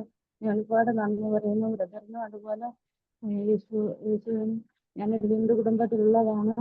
സ്നാനപ്പെട്ടിട്ടില്ല. അതിന് വേണ്ടി പ്രാർത്ഥിക്കാമെന്ന് ആഘോഷിക്കുന്നു. തീർച്ചയായിട്ടും. എത്ര വർഷമായിട്ട് സിസ്റ്റർക്ക് പൈൽസിന്റെ ബുദ്ധിമുട്ടുണ്ടായിരുന്നു? 9 വർഷത്തിലേറെയായി ഉണ്ടായിരുന്നു. 10 സ്തോത്രം. നിങ്ങൾ കേട്ടായിരുന്നോ? 9 വർഷത്തിന് മേളിലുണ്ടായിരുന്ന ബുദ്ധിമുട്ടായിരുന്നു. മരുന്ന് കഴിക്കാതെ മോശം പോകത്തില്ലായിരുന്നു. ഒരാഹാരം പോലും നേരെ ചൊവ്വേ കഴിക്കാൻ പറ്റത്തില്ലായിരുന്നു. പക്ഷെ കർത്താവ് തൊട്ടു സൗഖ്യമാക്കി. സിസ്റ്റർ പറഞ്ഞത് തന്നെ എല്ലാ ആഹാരം കഴിക്കാം. ഇപ്പൊ 2 ആഴ്ചയായിട്ട് ഒരു മരുന്നും വേണ്ട, നന്നായിട്ട് മോശം പോകുന്നു. ഒരാഹാരം കഴിക്കുമ്പോഴും ഒരു ബുദ്ധിമുട്ടും ഇല്ല. കർത്താവ് സൗഖ്യമാക്കി. ഞാൻ പറഞ്ഞില്ല, കാലപ്പഴക്കം ചെന്ന രോഗങ്ങളെ പോലും കർത്താവിന് സൗഖ്യമാക്കാൻ പറ്റും. ഇത് രക്തത്താൽ നിയമമാണ്. ഈ നിയമത്തിൽ രോഗിയല്ല, ഈ നിയമത്തിൽ സൗഖ്യം അവകാശമാണ്. കർത്താവ് തൊട്ടതിന് നന്ദി സിസ്റ്ററെ. പറഞ്ഞു. എനിക്ക് സർജറി പറഞ്ഞിരുന്നേനാ. ഞാൻ യേശു എനിക്ക് സൗഖ്യം തരുമെന്ന് വിചാരിച്ചു ഞാൻ സർജറി ചെയ്യാതെ ഞാൻ ഇങ്ങനെ പ്രാർത്ഥിക്കുകയായിരുന്നു. എനിക്ക് പിന്നെ സ്നാനപ്പെടാനായിട്ട് ആഗ്രഹമുണ്ട്. അതിനുവേണ്ടി എനിക്ക് എപ്പോഴും തടസ്സമാണ്.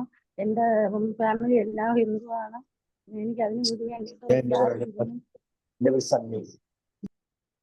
ഒരു സെക്കൻഡ് എല്ലാവരും ഒന്ന് മ്യൂട്ട് ചെയ്ത് ആ സഹോദരി പറഞ്ഞോട്ടെ. സിസ്റ്ററെ ധൈര്യമായിട്ടിരിക്കണം. ഒരു സെക്കൻഡ് ഞാൻ പറഞ്ഞോട്ടെ. എനിക്ക് ഓഡിയോ ജാം ആവുന്നുണ്ട്. ഞാൻ പറഞ്ഞില്ല, ഇത് നിങ്ങളൊന്ന് ശ്രദ്ധിക്കണം. എനിക്ക് ഇവിടുന്ന്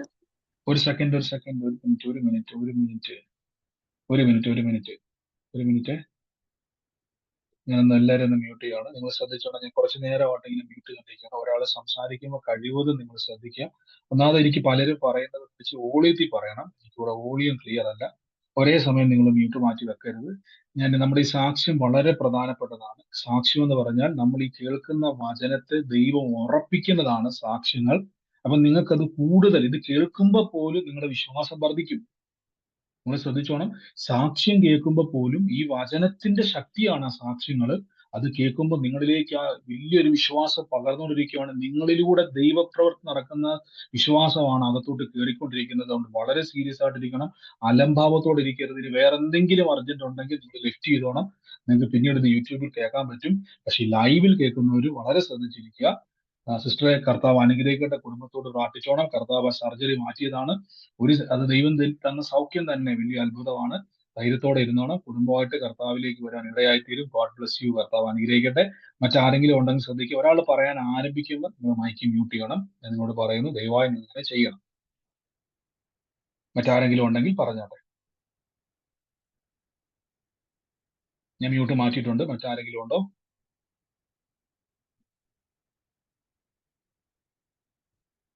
മ്യൂട്ട് മാറിയില്ല. ഹലോ പറഞ്ഞു. ഞാൻ പറഞ്ഞോട്ടെ. പറഞ്ഞു സിസ്റ്ററെ. ഞങ്ങൾ കഴിഞ്ഞ ആഴ്ച മുഴുവൻ ഇവിടെ ഭയങ്കര അസമാധാനക്കേടായിരുന്നു. ഞാൻ വചനം പറഞ്ഞ് പ്രാർത്ഥിച്ച് ഇപ്പോൾ ഞങ്ങളുടെ കുടുംബത്തിൽ സമാധാനം ഉണ്ടായി. അതാണ് എൻ്റെ സാക്ഷ്യം.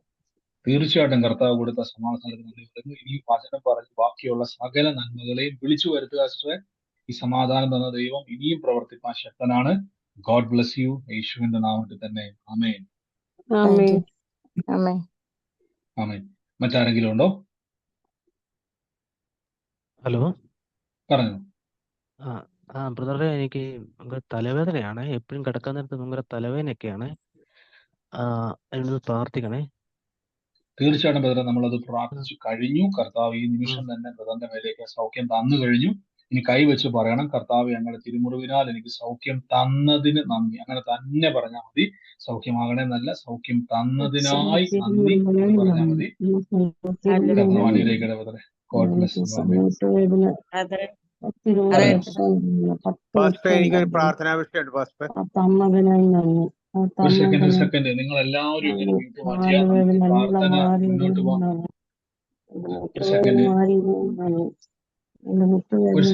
ഒരു സെക്കൻഡ് നിങ്ങളൊന്ന് ശ്രദ്ധിക്കുക. ഞാൻ പറഞ്ഞല്ലോ, നിങ്ങൾ ഈ സമയത്ത് ആർക്കെങ്കിലും, ഞാൻ അങ്ങനെ പറയാം, പ്രാർത്ഥനാ വിഷയം ഈ സമയത്ത് നിങ്ങൾ പറയരുത്.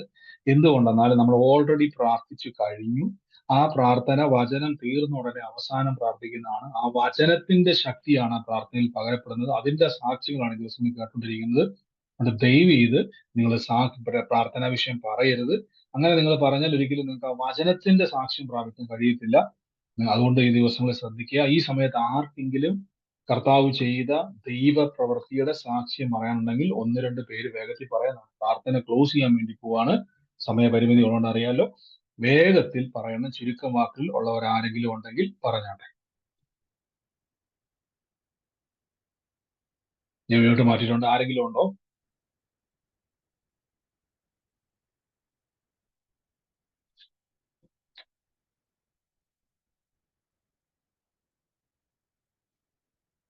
ആരുമില്ല എന്ന് ഞാൻ വിശ്വസിക്കുന്നു. നമുക്ക് ഒരുമിച്ച് കർത്താവിന്റെ തിരുസന്നിധിയിൽ വിശ്വാസ പ്രഖ്യാപനങ്ങളെ ഏറ്റുപറഞ്ഞ് പ്രാർത്ഥിക്കാം. നമുക്ക് ഒരുമിച്ച് കർത്താവിന്റെ സന്നിധിയിൽ ഇന്ന് വിശ്വസിക്കാം. കർത്താവ് വലിയ കാര്യങ്ങൾ ചെയ്യും. ഇനി സാക്ഷ്യമുള്ളവര് വരും ദിവസങ്ങളിൽ നിങ്ങൾ പറയുക.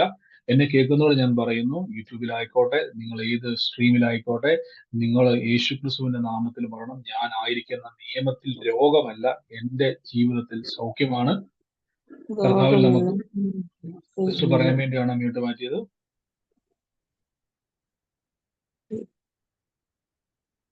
ഗംഗാധരൻ എന്നുള്ളൊരു പേരാ ഞാൻ കാണുന്നത്. പറയാൻ വേണ്ടിയാണ്.